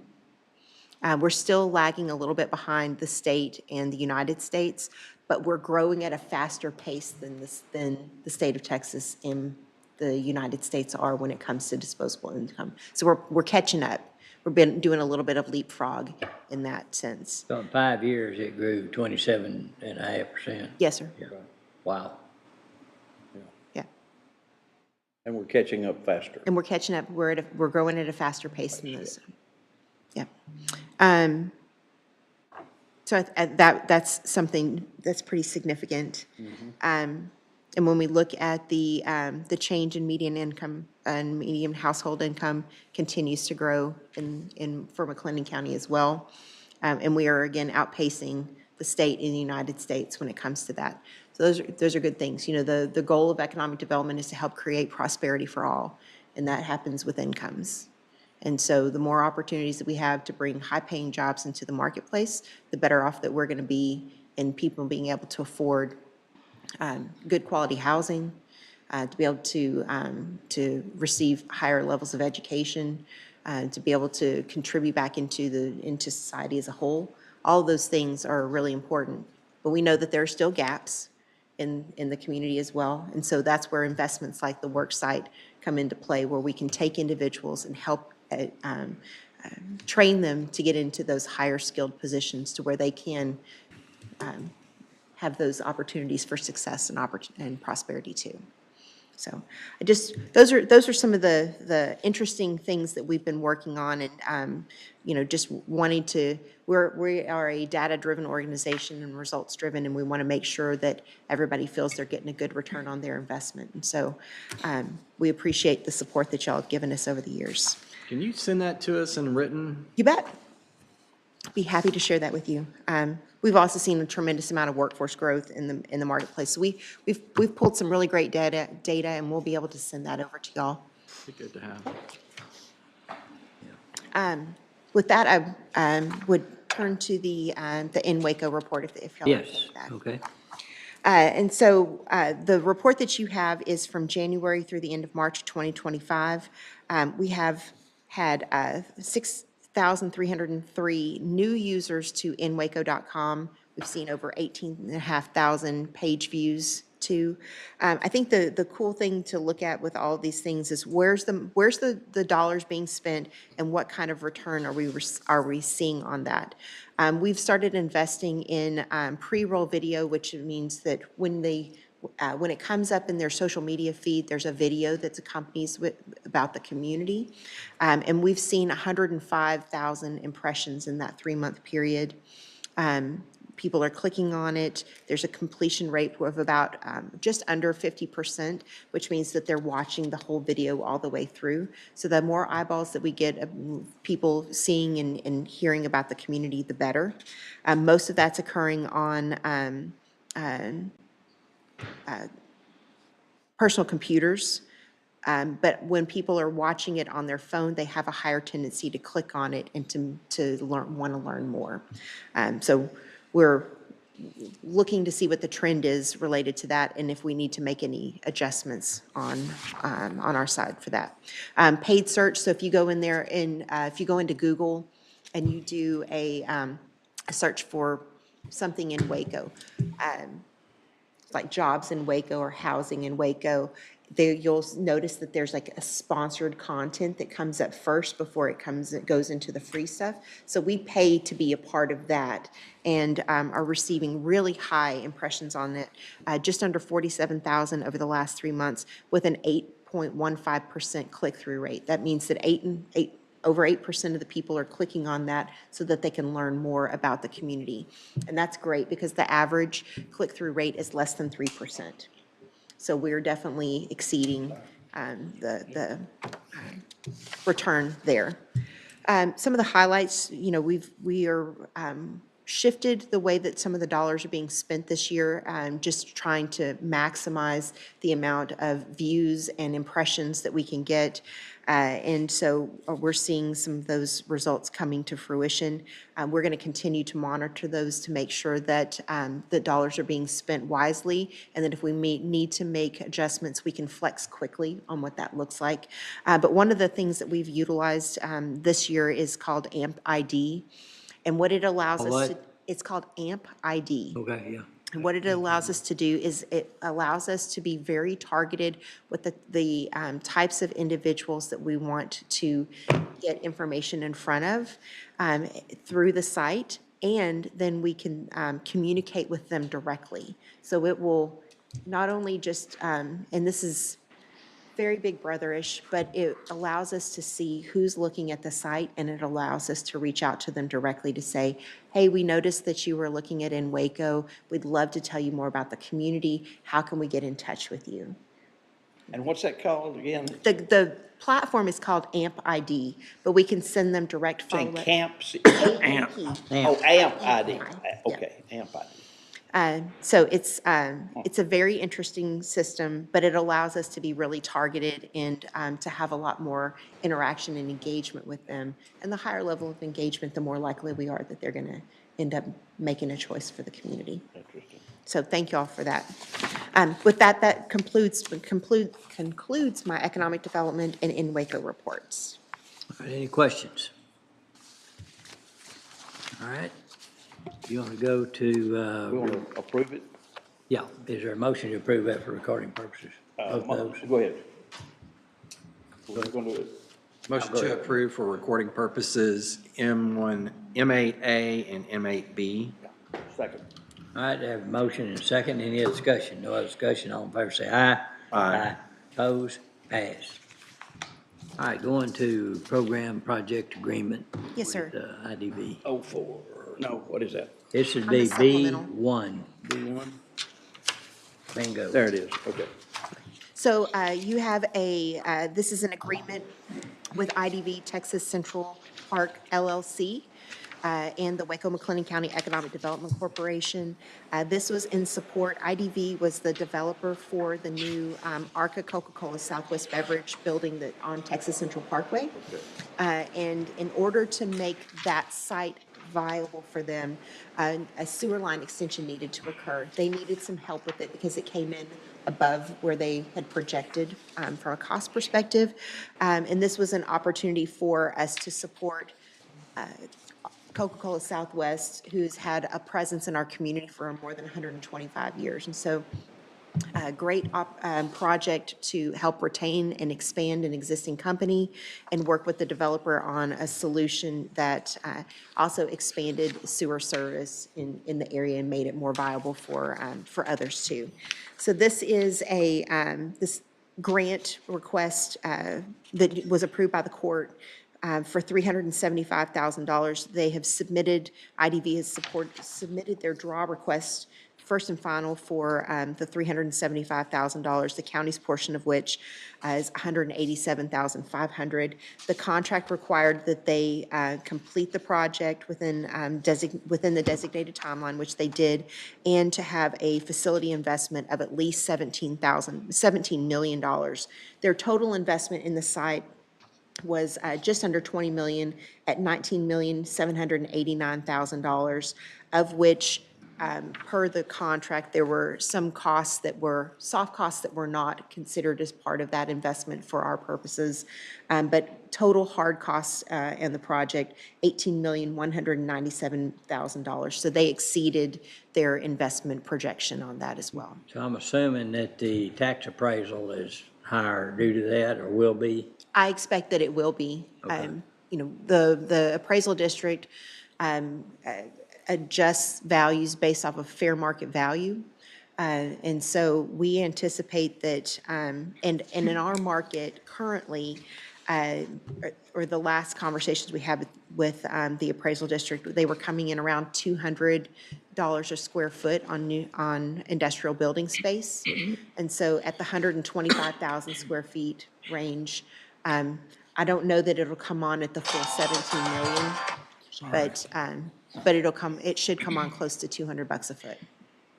Okay. Thank you. Costs $400 a square foot to build and comes on at 200. Yeah.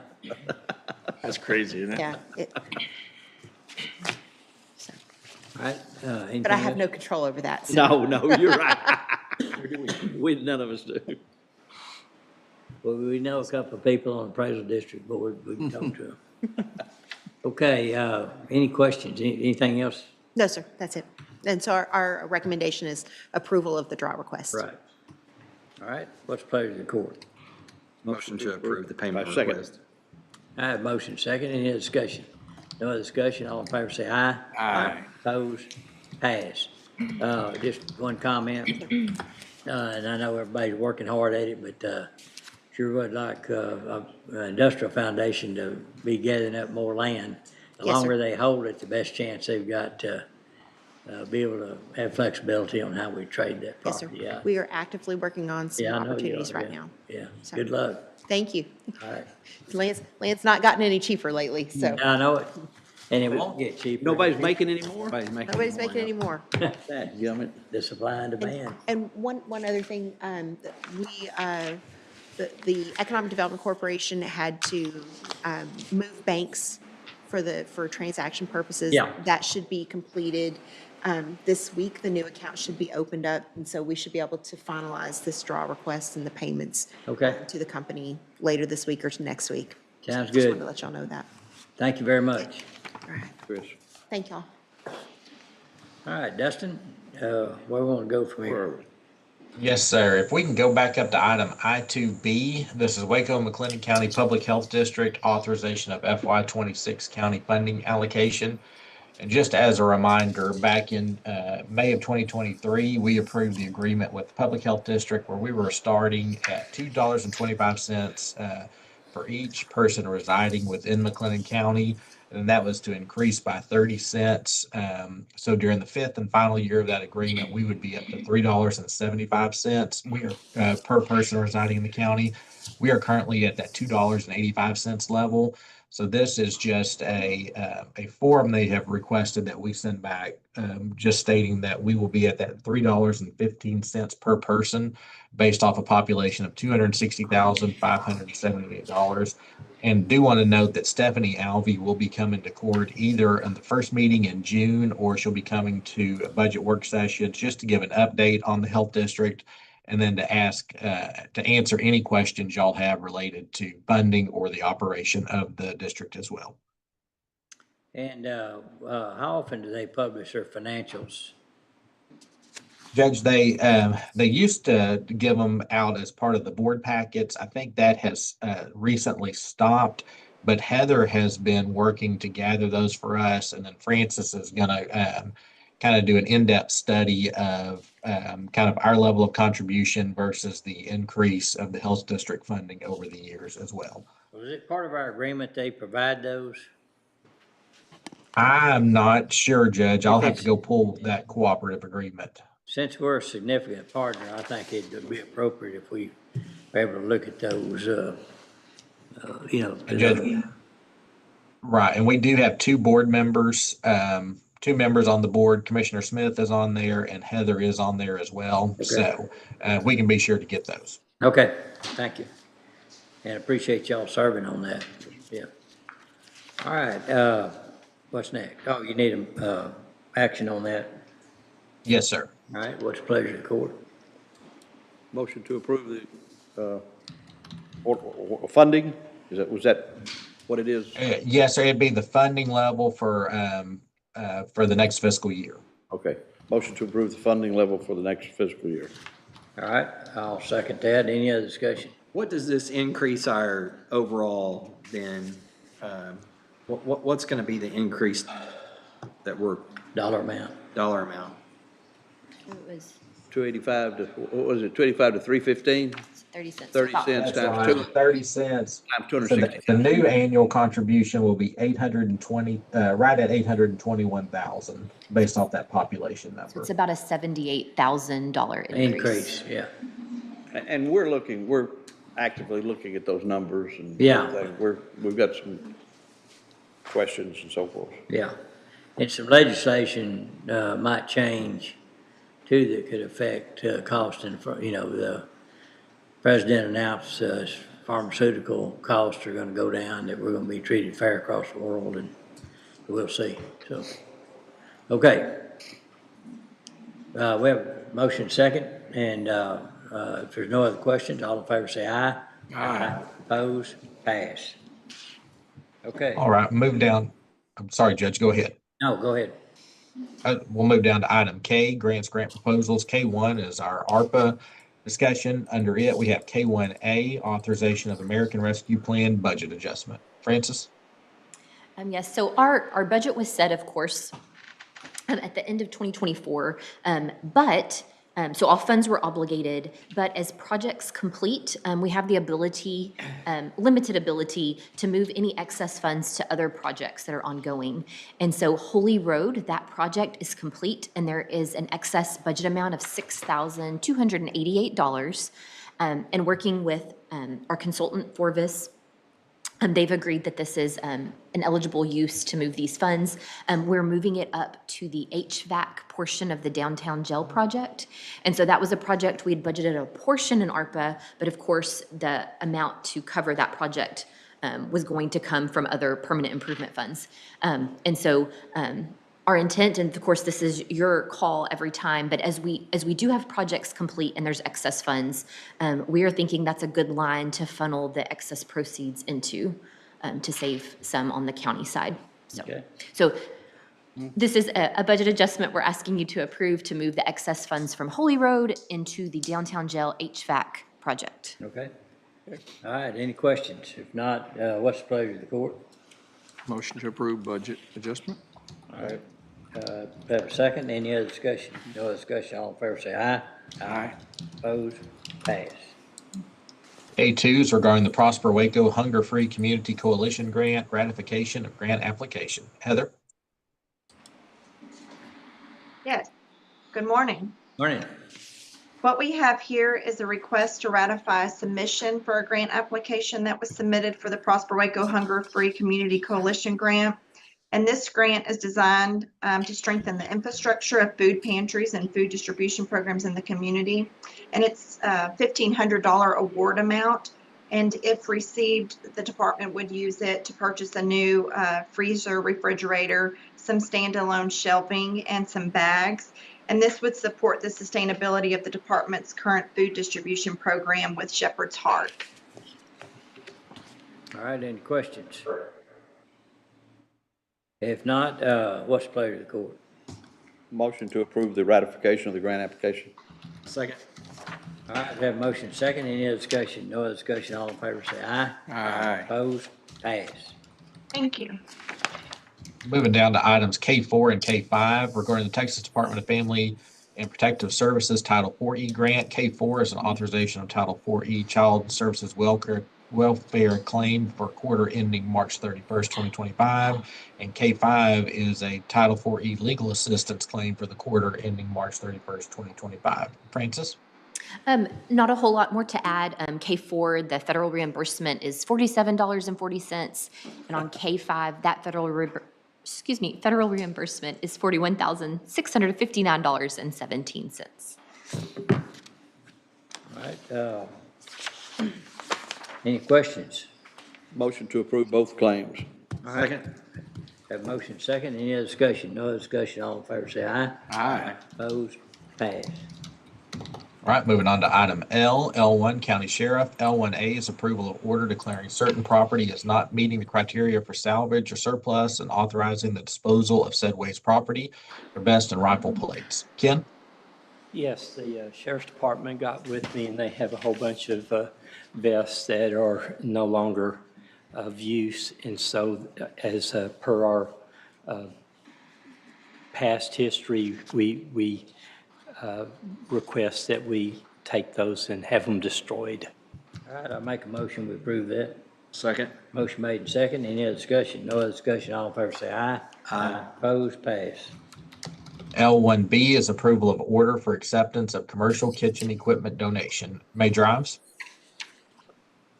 This goes along somewhat with the I-1D3 budget amendment that y'all approved earlier. Our kitchen out at the jail's in pretty poor repair. Some of the kitchen equipment, the approval for that budget amendment you did earlier is for an oven and the installation of 2 ovens. We've spoken with, negotiated, and been in discussions with Trinity, our kitchen provider, and they are willing to buy approximately $60,000 worth of equipment to help our kitchen out, which is going to include an oven, a kettle, and the associated freight and all that. All they want us to do is pay for the installation of those items. The installation was in that budget amendment on that I-1D3. So we would ask that this equipment has been ordered. It is a 6-week lead time. When that comes in, we would like to accept that or accept it now through official court proceeding as a donation. They are giving that to the county. It is going to be county equipment, but they are paying for that $60,000 for this equipment. Okay, any questions? All right, if there are no questions, I'd make a motion we approve that. Second. Have a motion second, any other discussion? No other discussion, all in favor say aye. Aye. Opposed, pass. L2 is Road and Bridge Precinct 2, authorization of reimbursement for vehicle damage. Commissioner Wilson?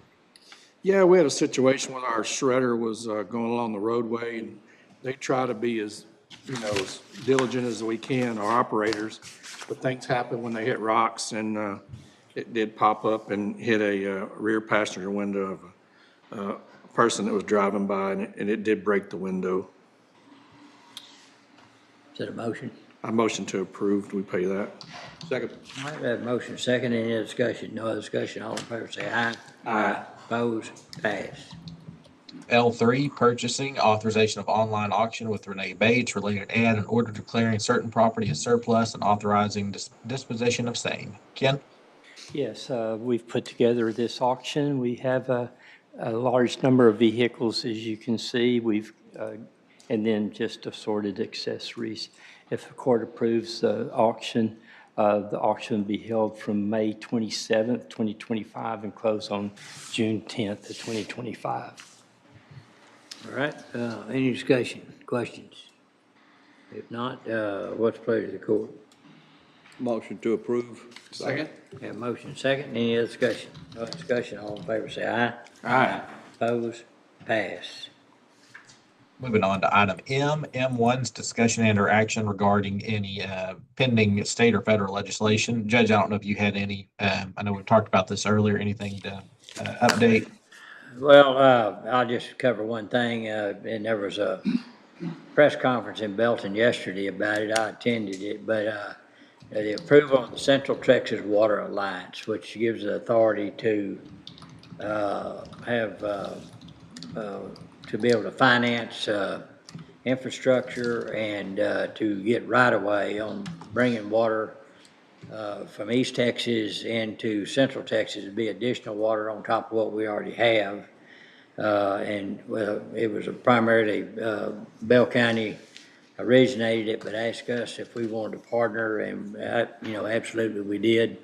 And City of Waco talked to them. They're in, so it's a significant amount of folks out there, including our entities, including Fort Cavazos, that wants to be a part of it too, for their sustainability of water in a case of a national emergency. So governor signed it, and so now there'll be a board formed, and then it's got to be done within 90 days, and then from that they'll be going through the RFPs for bids on different parts of the project. So there'll be some headwinds in all of it, I'm sure, but we got the first step going, and I think it's a really great thing for the future generations of both Bell and McLennan County. And that's all I have. All right, we can move on to item M2, selection and designation of public members of the Salary Grievance Committee. Mercedes, do we need to do anything today? No, Dustin, we don't need to do anything with this item today. Okay, thank you. All right, moving on to M3. This is the host court night discussion. I don't believe we have anything today unless anybody from the court would like to bring anything forward. Moving on to item M4 regarding the McLennan County Local Provider Participation Fund, and there are several items here. I'm going to read them in, then let Heather step through them. M4A is a ratification of commitment declaration of intent for an IGT regarding the rural access to primary and preventative services. M4B is an authorization of an IGT under that same RAPS, Rural Access to Primary and Preventative Services Program, and M4C is ratification of an IGT under the Comprehensive Hospital Increased Reimbursement Program. Heather? Yes. Okay, so the first, as Dustin said, is the ratification of a commitment and declaration for the RAPS program. The second is our RAPS IGT request. We do not have a balance for that, so we're going to request to transfer up to the balance in the LPPF on the date of transfer. That due date is Thursday, May 29th, with the settlement date of Friday the 30th. And the last is a CHIRP IGT, again, balance unknown, requesting to approve up to the balance in the LPPF on the date of transfer with the due date of Thursday, June 5th and Thursday, May 29th for the with the settlement date of Friday, June 6th. My apology. Okay. And we'll be coming back next time with one more ratification for a commitment and declaration. I know that There's been 2 discussed this week, so if there's any confusion, we'll be circling back with 1 more. Okay. With pleasure. So I make a motion to approve M4A, M4B, and M4C. Second. All right, have a motion second. Any other discussion? No other discussion. All in favor say aye. Aye. Opposed? Pass. M5 is authorization of State of Texas Federal Surplus Property Program application for eligibility and related documents. So various departments, including the Sheriff's Office, MOB, Maintenance of Equipment, Road and Bridge, and Purchasing, participate in this Federal Surplus Property Program, where that equipment is transferred to eligible organizations in Texas for a small fee. So we just need a motion to approve the submission of this application and any related documents. All right, if there's not any question, I'd make a motion we approve that. Second. Have a motion second. Any other discussion? No other discussion. All in favor say aye. Aye. Opposed? Pass. Under item M7, discussion and/or action regarding space allocations. We have 2 items here. M7A is regarding a mother's room on the 3rd floor of the courthouse, and M7B is regarding office space, egress space for specialty court on 1st floor of annex building. TJ? Yes, so M7A regarding the courthouse, we've had several requests to create a mother's room within the space itself, and we found a necessary need for it. So we kind of had the perfect opportunity with Judge Minkowski moving back over to the annex building in the visiting courtroom to create such a room on the 3rd floor. This space is currently vacant, so we can definitely make the accommodations and make it a nice space for the incoming mothers in the courthouse. So we've reviewed this, recommended for approval. Okay. Do we want to do the other one at the same time, ahead. Dustin? Yeah, go ahead. Okay, M7B, as some of you are aware, due to the construction project on the Justice Center, we've found a need to remain in code compliance with the city of Waco to install some additional egress on the 1st floor of the building. So this would allow us to do that. Currently in the office that the specialty court is using where Amy is located now, we would kind of shift her over to where the vending machines were located on the 1st floor, and that would become much of a new egress for the 1st floor of the building. So we've reviewed this. John Irwin is going to take care of it through the construction project. We definitely recommend it for approval so we can stay in compliance. All right, thank you. Any questions on either one of those? All right, what's the motion? Motion to approve M7A and M7B. Second. All right, I have a motion second. Any other discussion? No other discussion. All in favor say aye. Aye. Opposed? Pass. Thank you. All right, moving down to item M9, approval of order for acceptance of certain property donated by the 10th Court of Appeals. The 10th Court had reached out to IT and have 11 computer monitors, and they no longer need and would like to donate those to the county. IT does see a need for these, and they can become loaner models. So what's before you today is just the acceptance of that donated property from the 10th Court of Appeals. All right. Is there any questions? If not, I'll make a motion we approve that. Second. All right, I have a motion second. Any other discussion? No other discussion. All in favor say aye. Aye. Opposed? Pass. All right, moving to item O, the McLennan County Downtown Jail Remodel Project. O1 is regarding the construction manager at risk agreement with John W. Irwin, general contractor. O1A is authorization of application for partial payment number 5. Ken? Yes, sir. This partial payment covers the time frame of March 26, 2025 through April 30th, 2025. It's in the amount of $1,039,346. It's been reviewed by Brinkley Sargent. I believe TJ and Dustin have looked at this as well and should be good for good to go, good to pay. All right, any questions? All right, what's the pleasure of the court? Motion to approve. Second. Have a motion second. Any other discussion? No other discussion. All in favor say aye. Aye. Opposed? Pass. O2 is authorization of fire pump use agreement with the city of Waco. And TJ, I believe this needs to be deferred again. Is that right? Yes, sir, that's correct. All right, I'll make a motion we defer. Second. Have a motion second. Any other discussion? No other discussion. All in favor say aye. Aye. Opposed? Pass. O3 is ratification of distribution easement form, easement and right-of-way documents with Encore Electric Delivery Company. TJ? Yes, so this is just a ratification. We were kind of in a hurry, so we had to have the judge sign off on this one so we could get it back to Encore. You'll see an email come out campus-wide in the next week to week and a half, kind of outlining some electrical shutdowns that were going to have to take place.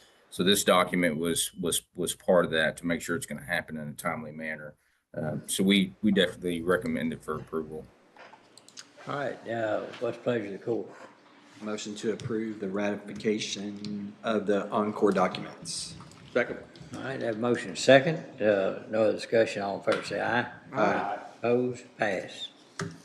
O4 is regarding McLennan County Downtown Jail remodel for courtrooms, agreement with Brinkley Sergeant Wigington, authorization of revised invoice number 28. Francis, did you want to cover this? Yes, sir. On the first agenda in April, you approved invoice number 28 from Brinkley Sergeant Wigington for the downtown jail project. They have since sent a revised invoice. So there was a difference of $30,352.85 spread throughout multiple lines. And so we are bringing that back to you for approval again since the invoice has been adjusted. All right, any questions? Move to approve the adjusted invoice. Second. All right, we have a motion second. Any other discussion? No other discussion. All in favor say aye. Aye. Opposed? Pass. All right, we can move back up to the consent agenda and finish up with those pulled items. They were under E3, Human Resources. E3B was Records Management and Archives. And then E3C was County Sheriff. I'd like to call on Anna.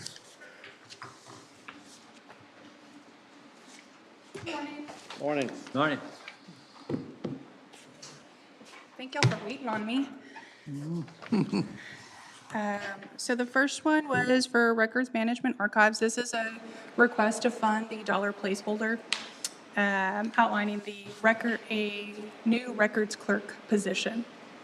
There is a need to help support file retrieval requests. This is the physical files that are being requested from offices like the district clerk's office, or county clerk's office, or sheriff's office. And so there's a lot of these requests, and it takes a lot of physical labor going and actually finding the files, pulling the files, delivering them to the department. And so they're needing assistance with this function. There's currently 2 full-time positions dedicated to that function right now. And then the other positions are assisting with functions like scanning on behalf of other departments, or actually trying to implement the new barcoding system, InfoLinks. There's a lot of labor involved in that setup. And so that's not complete or close to complete, and so they're needing this support for that physical file retrieval. The amount that we're recommending for budget, which is similar to the existing records clerk's positions, is $41,700. And then, of course, the funding for the remainder of the year would be much less than that, which is $13,900 is what we're estimating for the remainder of this current fiscal year, because the request is to have that start now and have it effective now so we can post to fill the position. That is just salary. I'm not including any benefits in the cost of that, but of course it would have benefits costs associated with that as well because it is a full-time position. And then I have other data there just for the court to review and consider along with the request, and that's information from peer counties, what their average staff count is for their archives department, and then a couple of the counties don't even have archives department because they rely on those source file creating departments to do their own file management. So I guess the question would be, I know the size of the county is relative to the size of us.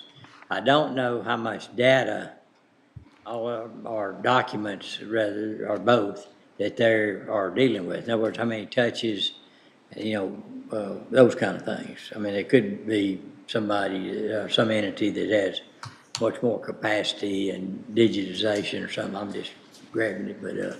That's right. We don't have a good idea of kind of the quantity of records that, one, they're producing, and two, that they're kind of digitizing or scanning so that they don't have this need for physical file retrieval.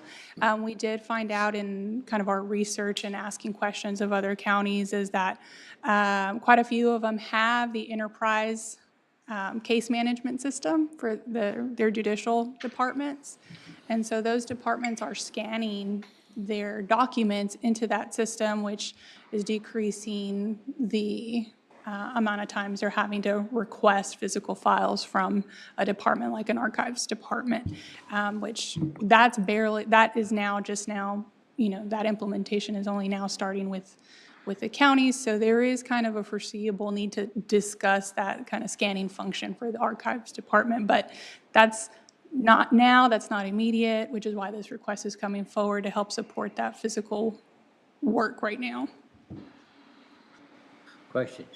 Well, in my conversations with everyone regarding this, we did put a placeholder in place, which is one of those $1 placeholders. I do see a need looking at it. I am very interested in that mechanism through Tyler that would allow that those records to be electronically transmitted to archives. And do I assume then that should a department need that record back, they can also request it electronically back? Is that correct, John, or not? They wouldn't need to. They would still have it. They would have access They would have to access. it, continuing access. So I'm very interested in us being able to move that direction and knowing that we could move that direction. And when we do, then perhaps either through attrition or RIF, we could reduce the needs for some of those positions. Or it could be that we don't have to add people because we have tremendous growth. In other words, exactly one or the other. Well, yeah, either of those. Yeah, growth would dictate that also, and with this electronic transmission, that would solve a whole lot of it. And so I guess at some point it'd be interesting to hear where we are with that. Not today necessarily, but where we are and how that would all work. Yeah, I agree. So, Judge, my motion would be to approve the request. All right, is there a second? I'll second. We have a second. Any other discussion? No other discussion. All in favor say aye. Aye. Opposed? Pass. Anything else? Yes, I had an additional item, E3C, for the county sheriff. This is a reclassification request. They have an existing grant manager position, and there's been a decrease in the grant managing function, but they are needing the position to assist them with coordinating projects related to technology implementation and training for that, ongoing training for that technology that they have. And so that reclassification, just in brief, it would be changing the position from a grant manager to a project coordinator. There would be a change in the pay grade from a Core 12 to a Core 8. The existing budget is $71,819. The recommended budget would be a decrease from the existing budget to $66,700. And that's, again, just to better utilize the position to help support all of the new toys the sheriff's office gets to play with for technology. Any questions? None. What's the pleasure of the court? Motion to approve. Second. The motion been made and seconded. Any other discussion? No other discussion. All in favor say aye. Aye. Opposed? Pass. Thank you. Thank you. Anything else? Judge? Yes, go ahead, Dustin. Yeah, I know we skipped around a lot, so if we can just confirm with Mercedes that we covered all the action items. She is nodding yes. So if there's not anything else to come before the court, we stand adjourned.